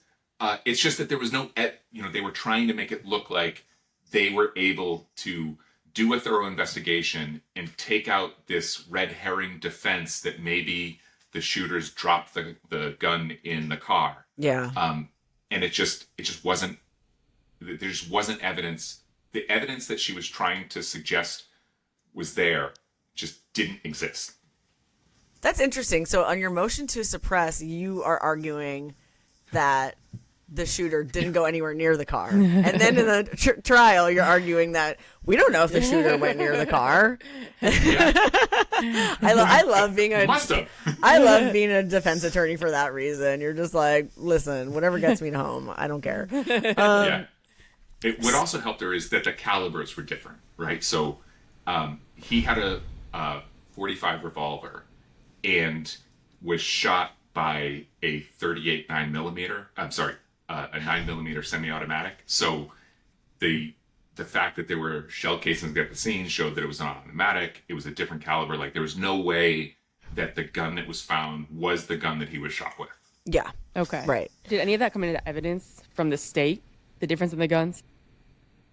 So the DA wanted to bring in every single witness to say, we did fingerprints and found nothing. We tested the gun and it's a gun. None of these that were that we were contending. So we stipulated to all of that. Okay. Yeah. I think the less witnesses, the better, probably. Yeah. Absolutely. For many reasons. So who's the next witness then? So there's a couple of really unessential witnesses, just in terms of like chain of custody and, like, this is what we did at the scene. But the next kind of meat and potatoes witness is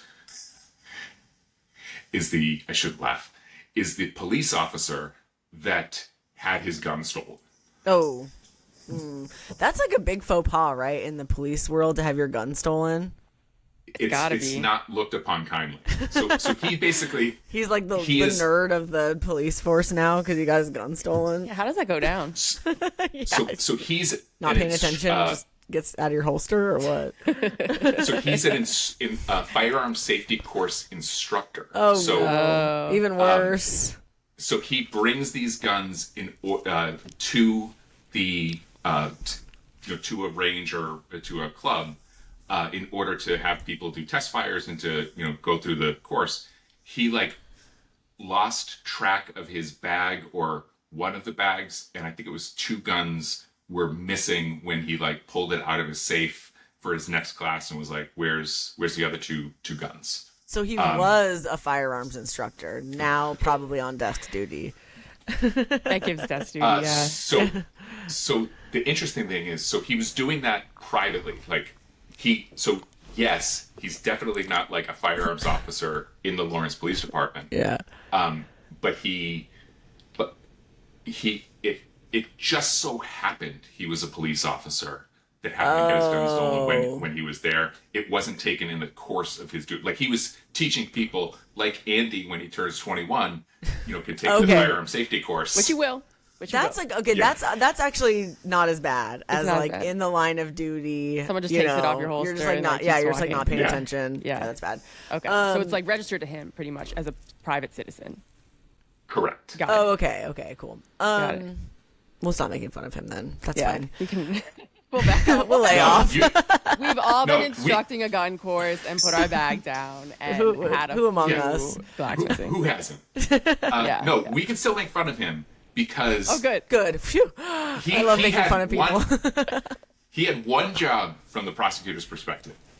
Say the gun that I had was this gun with this serial number, period.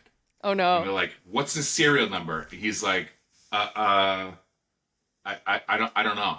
No. And she's like, oh, would anything refresh your recollection? Like, if you looked at the serial number right here? And he's like, oh yeah, now I remember. And so he then starts to read it, and I'm like, hold on, Judge, you got to take that paper away from him. His memory can be refreshed. He can't just read it off of that. And then he's like, 1, 2, 3, 4, 5. He got it right, but it was so obvious. And so I get up and redirect. Or, you know what? I can't remember whether Murat did this or not. Whoever of us got up and redirect and was like, "What's the number again?" And he's like, You mean in cross when you crossed him? Sorry, in cross. Yeah, sorry. Yeah. So it was just. He was so ineffectual at all, and also made it clear there was nothing distinctive that wasn't locked. There was nothing that would show that this revolver was stolen, other than the fact that it belongs to him and it found its way into evidence in the Lawrence District Court. Okay. All he had to do was memorize it before trial. They didn't tell him to do that, or he didn't. It's think a 6-digit number. It's less than a phone number. Yeah. Make it a song in your head, buddy. So the state on this RSP needs to make essentially knowing or should have known, and really all they have is that it's not registered to client. But that's kind of it. Exactly. Okay. Yeah. Okay. Exactly. So they, after this witness, there was some other, again, stuff that really didn't move the needle one way or another.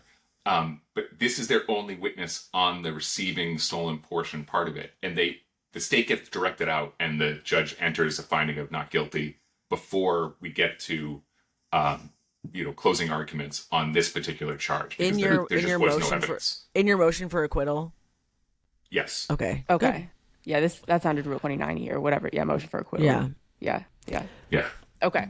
So who's next?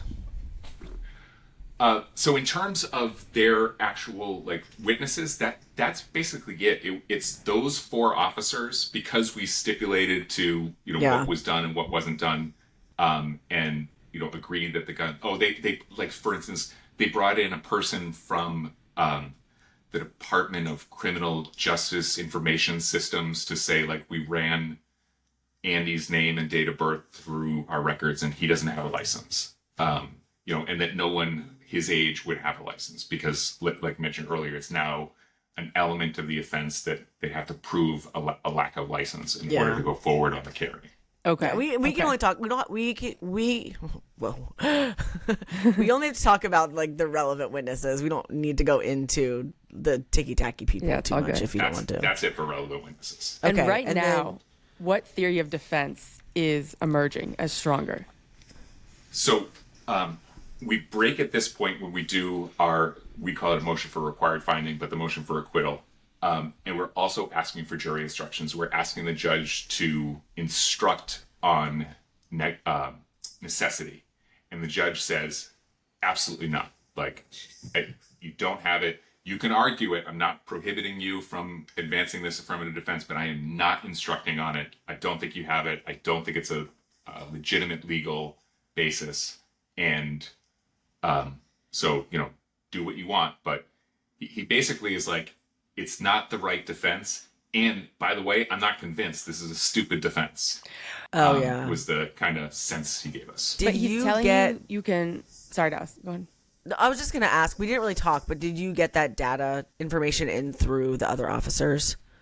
Oh yeah, so we got them. You know, you're aware of this, and you're aware of that. Okay. I believe that we additionally in this stage asked the judge to take judicial notice of some of the data, and he declined to do that, probably because he's like, I'm not getting the necessity defense, so I'm not gonna I don't find that it's relevant for purposes of admitting it into evidence under 403. But you know, it's funny because as the kind of this was a 2-day trial. So on the second day, we're having these conversations overnight.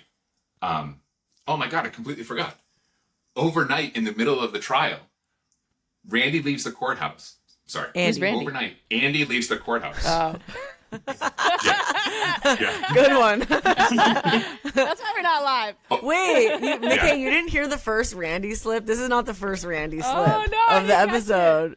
Yeah. Yeah. Don't worry, we'll take all the Randys out. Okay. Yeah, don't even worry about him. So Andy leaves the courthouse and goes to the sneaker store that he works at, because now he's not just selling them out of his car. He's working at a store. He gets robbed at gunpoint. What? No, Yes. he Oh needed a my gun. God. It was necessary for him to have a gun Yeah. at that moment. We come in the next morning and we're like, did you talk to anybody on the store on Middlesex Street? Like, you know, and we're trying to get the judge, like, we need to get this into evidence. Like, one of the officers who hasn't testified, like, he knows about this. He responded. Oh my gosh. Yeah. The judge did not allow that to happen. Like, we had it on video because, like, they had a Ring camera in the store. It was like exactly what we were saying as to why we needed the necessity, why he had a necessity sense happened in the middle of the trial. Did Wow. It ended up being nothing, but Yeah. Did the judge other think than it he was was? robbed. Yeah. Did the judge think it was not relevant? So the judge didn't believe that we had a legal basis to go forward on necessity, period. Yeah. So this is not relevant. And in fairness to the DA, evidence that someone was robbed in the middle of the trial when they were already a shooting victim in the same trial is probably more prejudicial than probative, because he's not charged with possessing a gun and having necessity defense in the middle of the trial. It was 2 years earlier when all this happened. What's the legal, like, what do you have to prove for necessity? Just quickly. So What are the elements of necessity? right here.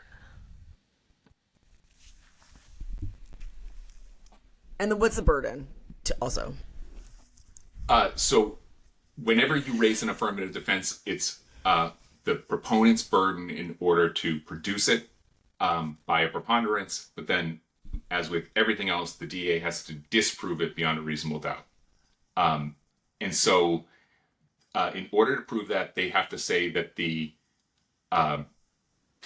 prove that the defendant did not act out of necessity, the DA has to prove the defendant was not faced with a clear and imminent danger, but rather one that was speculative, that he didn't reasonably expect that his actions would be effective in directly or reducing the danger, and the defendant had a reasonable alternative that would have been effective in reducing the danger. So in this case, there were kind of two things. One, the judge kind of wasn't convinced that you can have a necessity defense to what ultimately is a licensing violation. We think about gun crime, but the crime is he didn't have a license for this item that he possessed, and that even if so, that there was insufficient to show that he didn't have another alternative. Yeah. Okay. There's I think there's also an immediacy issue, Ryan. Yeah. Guess not.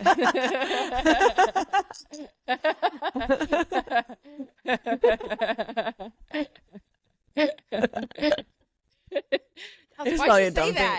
It was probably a dumb thing to say anyway. I think I said some really dumb stuff. We're gonna have to do a lot of editing. So my questions, I'm like, I knew. No, you're on fire. This is good. Okay, while we're doing this, I'm gonna go to the bathroom. I have to pee too. Okay. Should I leave my note? Okay, we'll be back. Peeing.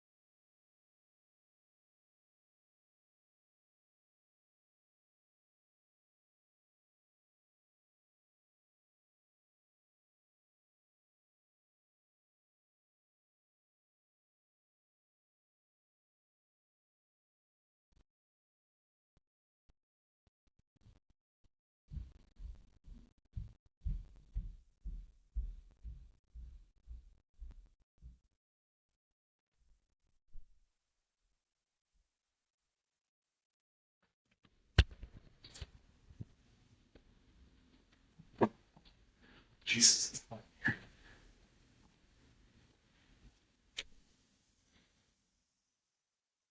Ryan?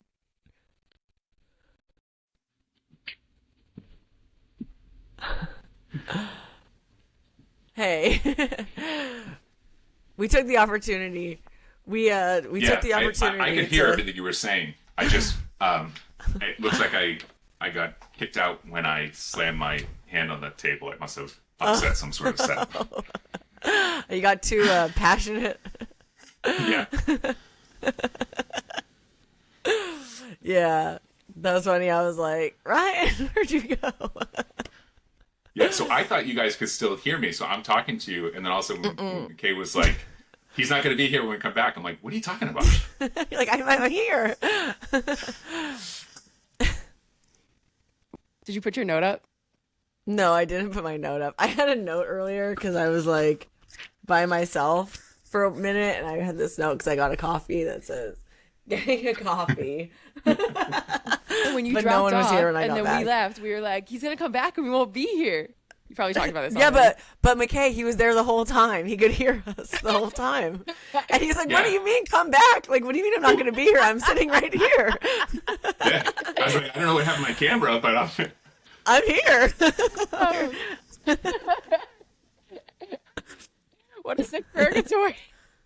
It's like being a ghost, but you don't know it. What do you mean? I'm standing right here. yeah. Okay. Okay. Okay. But so we were talking about, the necessity defense, the instruction, all of that, and why the judge isn't giving it to you.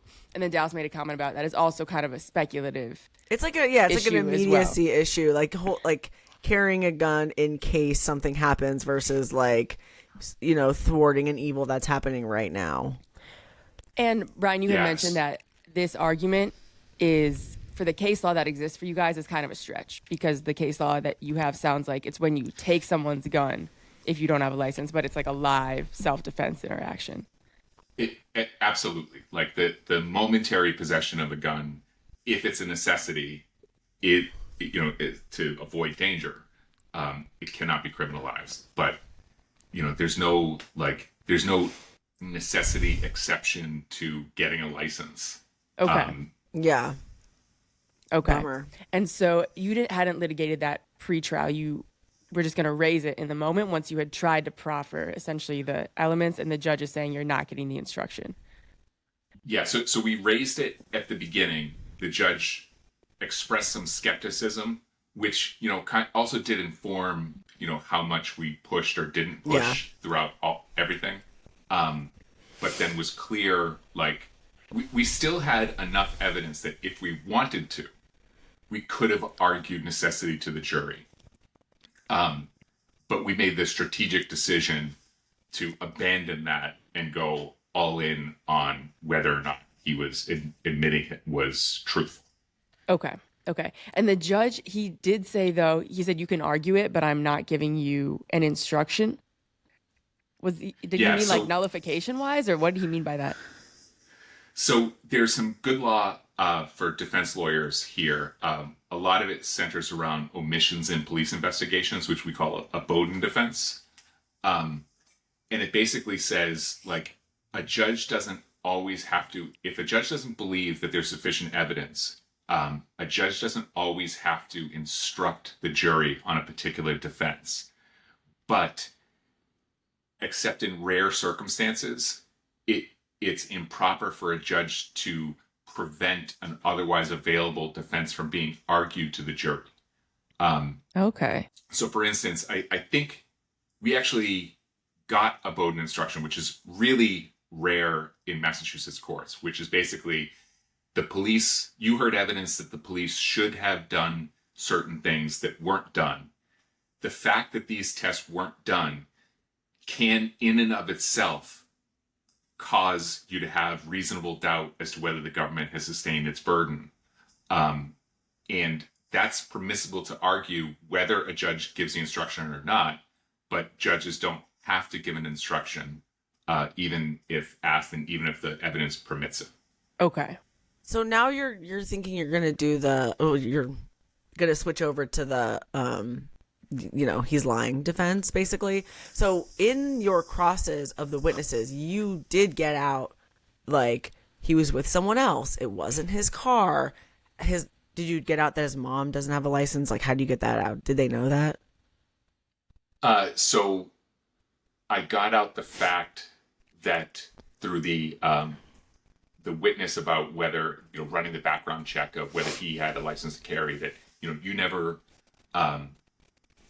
checked for, Andy's mom's address either. Okay. And so at the very least, the jury knew that the police hadn't even checked whether she had a license. And I did something like, when you spoke to my client, he was, present at his sister's house and his mother's there. That's his mother right there. Like, you didn't ask her any questions. Yeah. You didn't ask her consent to look at her car. You knew it was her car. She didn't refuse consent, but you didn't even bother asking her. You just went and got a search warrant based upon the information that the shooters went towards the car. I like that too. Like, mom's sitting right there, and so you're gonna say it's yours because you don't you don't want to rat her out right there. That's good. Right. Yeah. So That's a beautiful defense. It is. Yeah. It's very good. So what's next? So you win your acquittal motion on the RSP.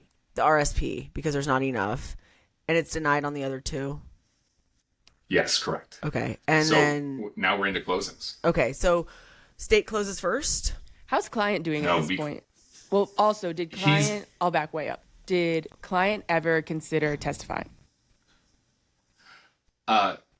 Client was advised it would be a real bad idea to testify because he could either admit to the charge in front of the jury or perjure himself by not admitting to the charge. Mm-hmm. Yeah. So you're kind of damned if you do and damned if you don't on that one. And was well, when you put it like that, I will not be testifying. And so we were basically like, look, you told us, and so if we ask you questions, I'm not allowed to suborn perjury. So my questions have to be like, tell me what happened. Yeah. And, we also, so we had that conversation beforehand, and obviously, we advised him in the middle of it, but it was like, no, everything's going the way we want. Like, don't fuck it up. Mm-hmm. Mm-hmm. Cool. Okay. Cool. So client's not testifying. So you were saying, well, I'll just let you say, who closes first? So in Massachusetts, there's no rebuttal. It's defense closes first. DA gets last word. So honestly, we have no idea better. What they're going to say. Rebuttal closings are horrible. They don't prepare for them, and they just go on and on and on, and they're circular, and it's just. So let's talk about your close. So by this time, Andy's agreed. Murat's agreed. I've been pushing since the beginning. Like, we're saying it's not him. So I get up and I like lay the foundation of like, hey, look at all the things they didn't do. They didn't do this. They didn't do this. You know, they didn't do that. Look at the inconsistencies. You know, you got officers saying like they're looking at something when they hadn't. And, you know, the prosecutor trying to suggest to you, jury, that, you know, there's evidence out there that it inculpates him. And it doesn't exist. And they just agree to it. Like, you can't believe what anybody said in this case. Mm-hmm. And then I went into including my client. Yeah. He's the biggest liar of them all. Everyone's lying. So then I then start before I get into the statement, I start talking about like, friend is there. Friend's in the passenger seat, you heard. There's a bunch of marijuana there. Like, so they didn't ask friend, is he, you know, was it his marijuana? And also, by the way, his gun that was in that same car. They didn't talk to mom. They never talked to mom. They didn't ask the shooters whether it was gun. They didn't bring the witness in who said that he saw someone go into the Honda. You didn't hear from them. And you also heard that the detectives never even followed up with him. They didn't ask, and they didn't talk to anybody. They didn't find any of the other people who potentially would have had access to or owned this gun, because they went to Andy's sister's house and she said, they went to Andy's sister's house. He said, it's mine. Case closed. Like, that's not enough. Mm-hmm. You're going to hear from the judge that you can use that in and of itself. So that kind of set the stage. And then I started talking about, but in order to convict Andy of this crime, it's not enough that he said it was his. You have to believe that when he said it was his, it was true. Mm-hmm. Is it a good idea to say something that's not true? No. Just like the officers didn't say things that were true when they were testifying. Yeah. But like, you have to believe that it's true. I said, let me give you an example. And Dallas K, I swear to God, I said this just about verbatim. All right. Let me give you an example. I'm driving down the street with my mother.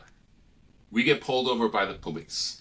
They start asking her questions about where she got the lingerie in her bag. And they say it's stolen lingerie. You know what I'm going to do? My mom's not going to jail on my watch. I'm going to say it's my lingerie. Is that a good idea to lie to the police? No. Just because I say it's my lingerie, does it mean that it's my lingerie? No. Would I look good in women's lingerie? Probably. And you gotta get them to like you. Yeah, you gotta. The courtroom erupts into laughter. That's it. That's how you get them. Really, really. That's how you get them. Sure, it's like, you just said what everyone was thinking. Now everyone's imagining you in lingerie, and it's a not guilty. Like, that's it. Yeah. In hindsight, that image should have resulted in a guilty. You never know what freaks you're dealing with because Uncharged you conduct, can't voir dire them, conduct. so you don't know. And then, so, you know, that I kind of, you know, sum up everything, and pretty quickly after that, because I'm like, I can see like they're smiling. I got them. The analogy hit. Mm-hmm. I didn't share that. My plan, like a lot of things I say in closing, and even sometimes in cross, is just kind of what I'm thinking about in the moment. This one, I planned because I was like, I need something. I need something that's going to be able to give an example of why someone would lie about something, even if otherwise it looks to be true. Against their interest. Yeah, and so that's kind of the stuff we do in voir dire. That, you know what I mean? That's a really great use of connecting in close, and you're also telling them it's the mom's gun. Mm-hmm. It's my mom's lingerie, right. But as you're saying that, like, you're telling them like it's his mom's gun. That's super powerful. Really smart. And then, thanks. So then the DA gets up, does their close. And it's just, it's more the same of opening, like, he admitted to it. So, like, obviously it's got to be his. Right. And this is, you know, I'm sure you guys see it as well, and talking about, like, the unplanned rebuttals. I mean, this is the problem of, you know, overworked prosecutors, you know, often really young, you know, dealing with, cases that they don't have the same amount of time and resources that we have to go into them.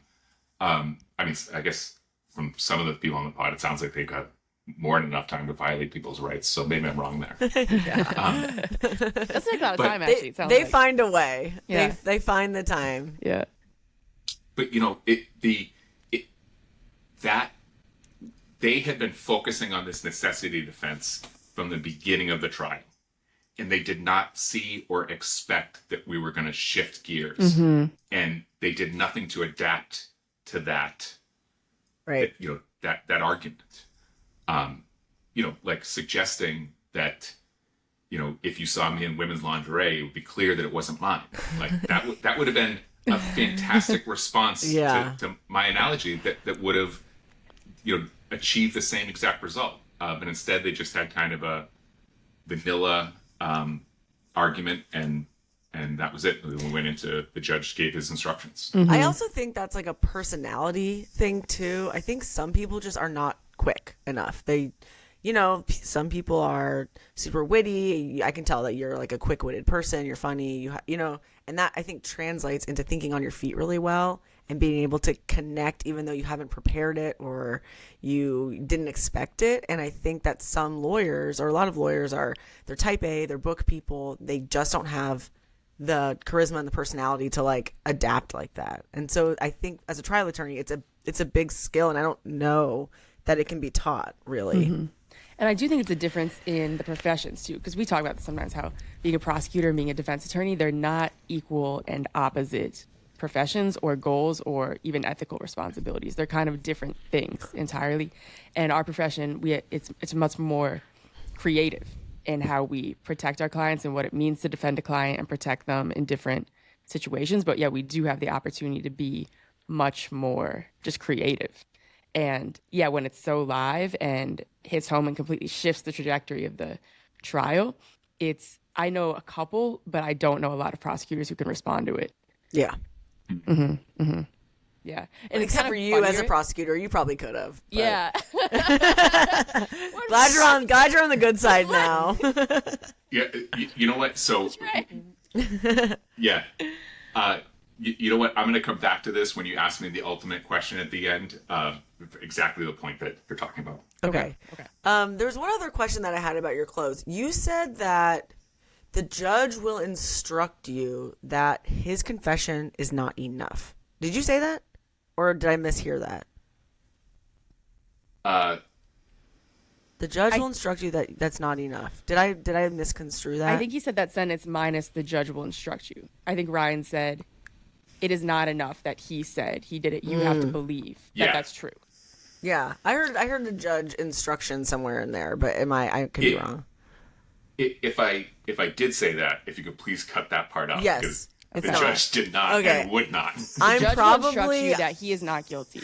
I probably misheard that, and we will cut this whole question because I want to sound smart and like I'm listening. Okay. Yeah, I think what I was talking about is the judge is going to instruct on the Bowden offense that the fact that they didn't do these things is in and of itself enough for you to find reasonable doubt. Oh, okay.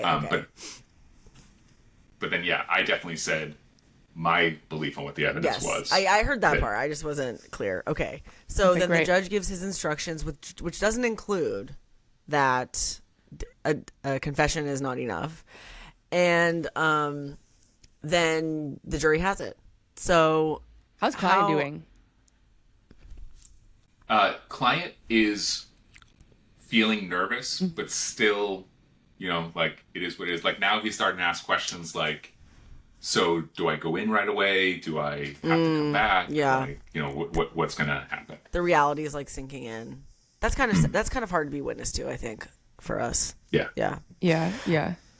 It can serve to pass the time, but it's also really heavy conversation. Like while the jury has it, of like, if this, then functionally, scheduling wise, this.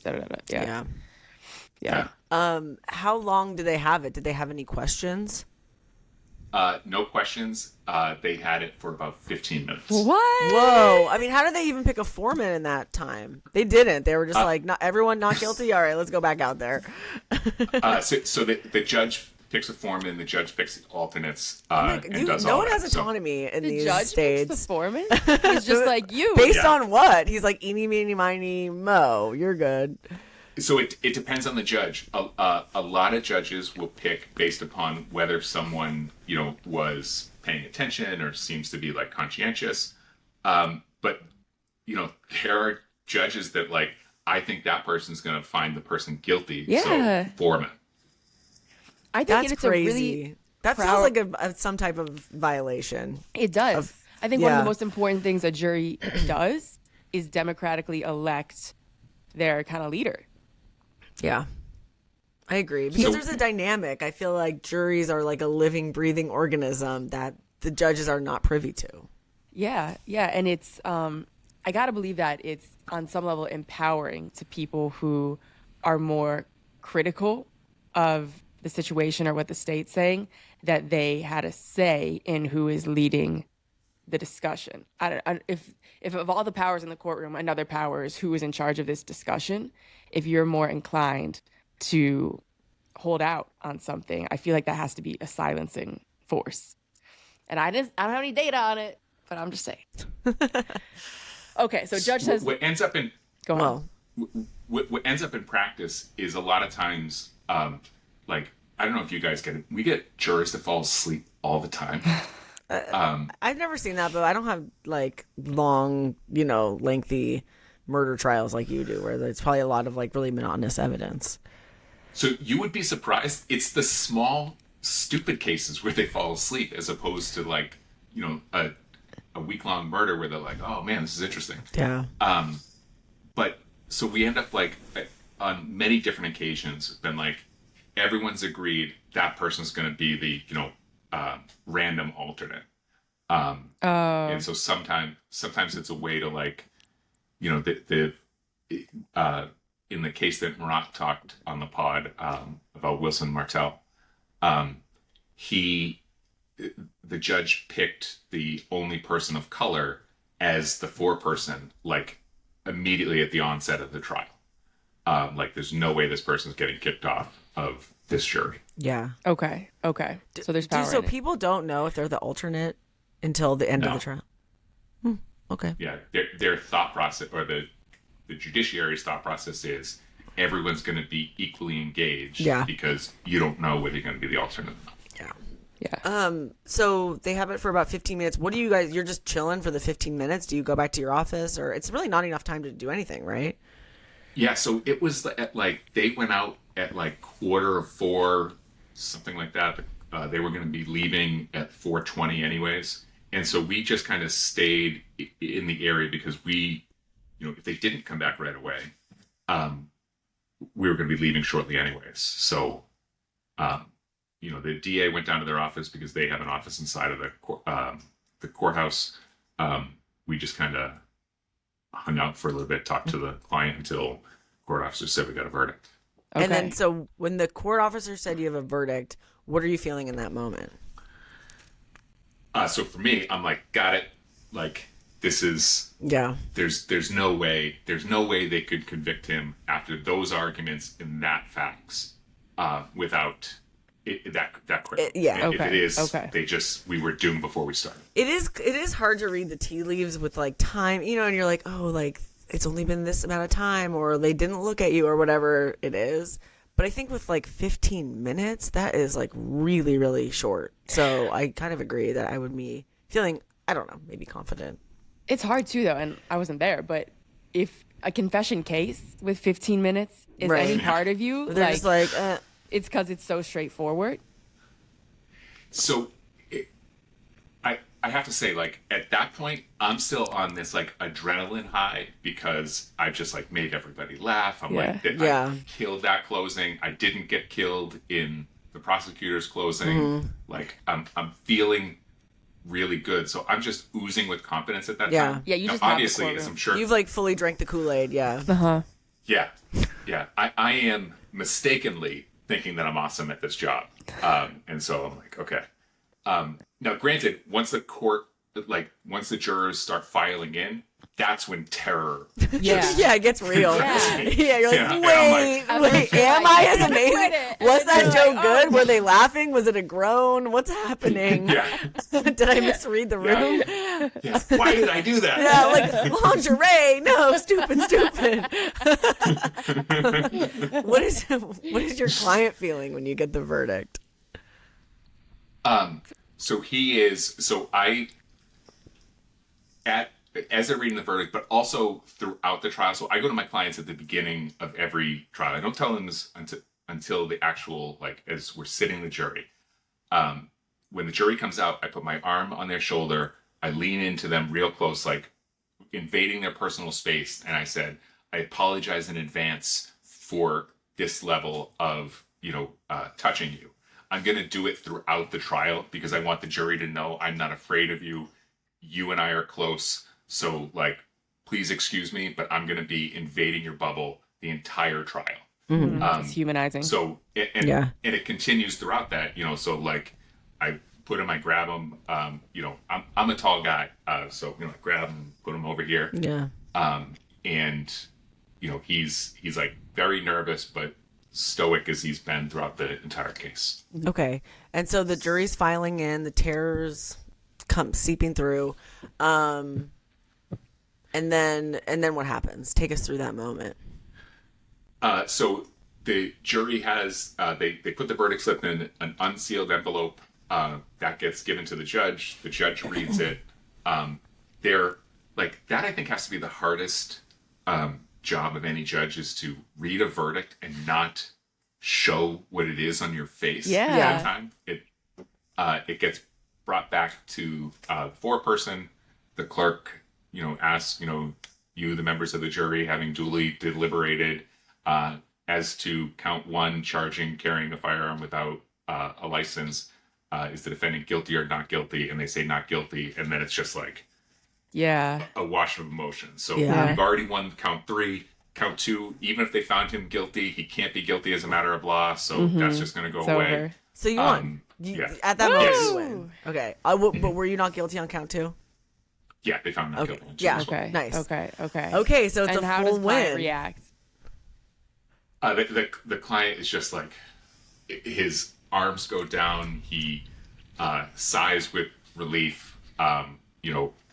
Murat is right next to him on the other side. Puts him into a big bear hug, and we're just ecstatic. Oh. So this is. Sorry, go ahead. When we get verdicts, not guilty verdicts, it's just that it's relief. It's not even joy or celebration. It's usually just relief, like a lion's not chasing you anymore. Yeah, because the moments leading up are so tense that yeah. That's awesome. Awesome. And this is such a good example of how good lawyering and a good theory can win a case, because like effectively your client was guilty, right? Like legally your client's guilty, but there was enough you sowed enough reasonable doubt to find him not guilty. And so like sometimes I say just because you did it doesn't mean you're guilty, because guilty is a legal term. Guilty means the state proved beyond a reasonable doubt the guilt. It doesn't matter. It doesn't mean you did it. It means, or you admitted to it, or it happened. It means the state proved beyond a reasonable doubt all the elements of the crime, right? And your lawyering, won the day, and that's so important. Yeah. And it's a really well-tried case, because the undertone of all of this is the nullification of that. Why are we trying someone who just got shot? Like, the only reason the police were ever there is investigating the shooting of your client. Like, is this really how we're spending our state resources? And we can't say that in a closing necessarily, but the jury is smart enough to pick up on that thread the whole time. And so you give them this out, and in good lawyering, you gave them every reason to take it. Just well done. Yeah. Thank you. Yeah, no, it was a really amazing feeling, because as much as, like I said, I was oozing confidence and felt that, like you had some kid, like he admitted to it, like the DA was like, how the hell did I lose this case? Yeah. The DA's like, I should have worn lingerie. Yeah. So then you get the verdict. The client is so relieved. You're so relieved. What are the moments like after, kind of the aftermath of all of that? It's just there's hugging. We're just talking with his mother, who is just like sobbing with relief. It's just it was such a great experience to feel, like this kid, because that's what he is. Like, yeah, he was 20 by the time the trial came around, but he's a kid. He's a kid. He's not going to go to county jail. He's not going to have a felony conviction that's going to prevent him from being able to, get different housing or buy the gun license that he should get. Our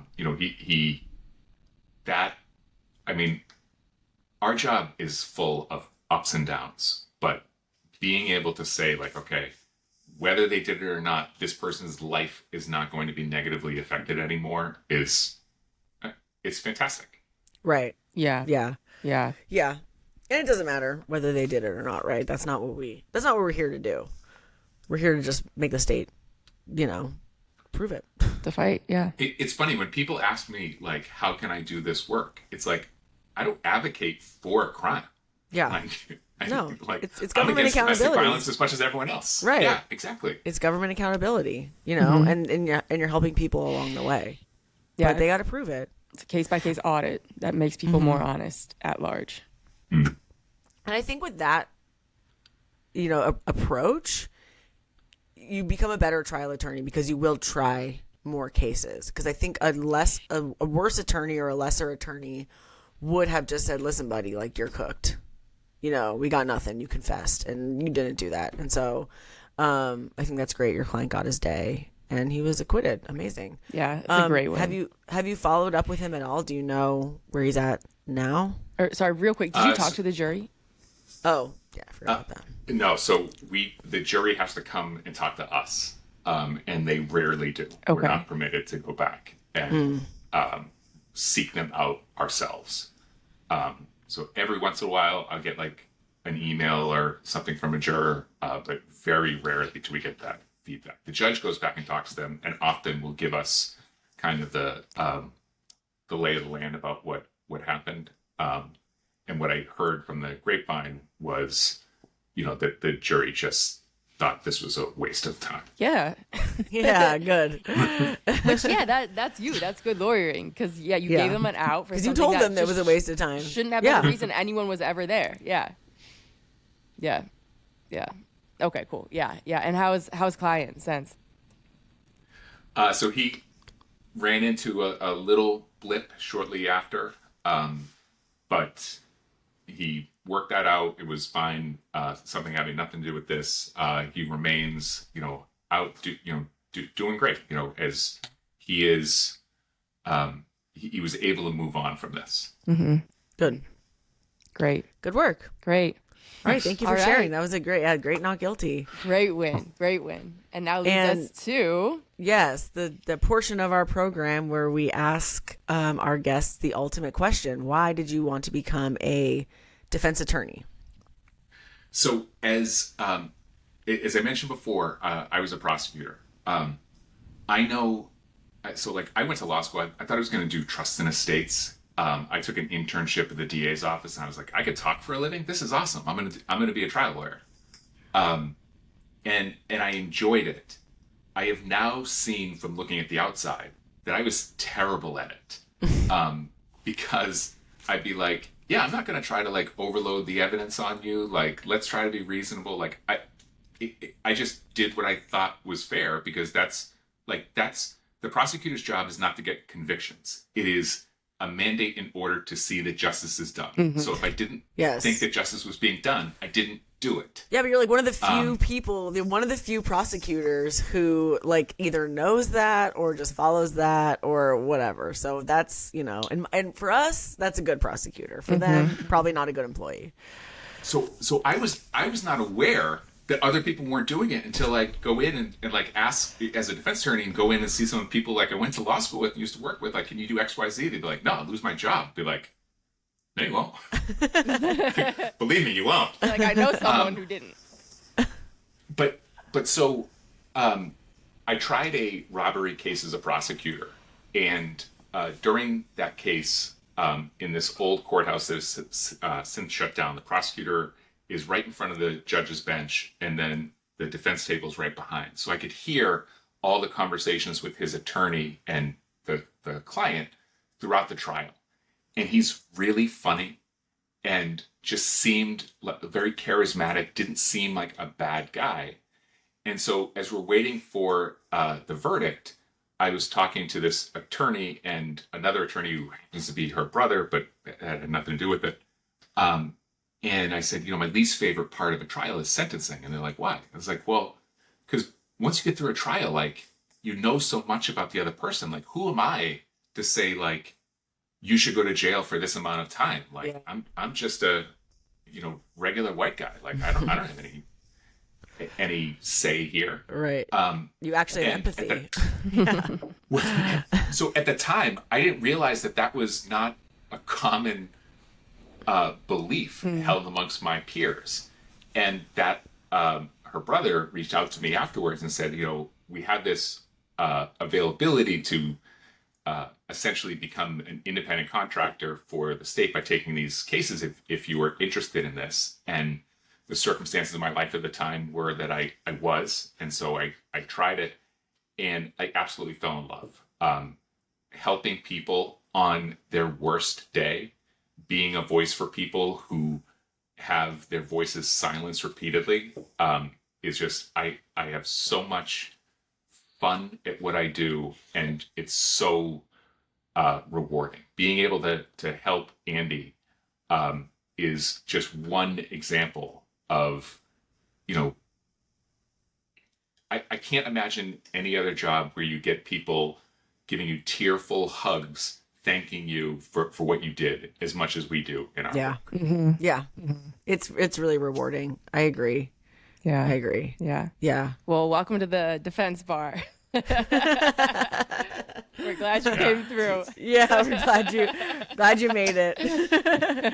And I appreciate hearing stories like yours. I just learned so much from, experienced attorneys like you, and how, you try a case and your approach. And so thank you so much for sharing your story with us. Yeah. Thank Thanks, you for Ryan. having me. This is a blast. And I apologize to all the listeners for how long this episode is, because I don't know how to stop talking since I started. No, I think this is perfect. Yeah, we'll edit it down. It'll be 3 minutes. Yeah. Not guilty. Bye. Don't worry. This will be a TikTok. Yeah. Okay, So Ryan. work, Thank Ryan. you. Congrats to you and your client. Awesome. Yeah. Thanks very much. So, unrelated to this, I had this. I didn't put it through the tab because I couldn't think of how it was. I had this. I'll give you the Reader's Digest version. My first. Wait, are we murder still in that the I tried- episode, or should I No, stop no, recording? we're done. Okay. Okay.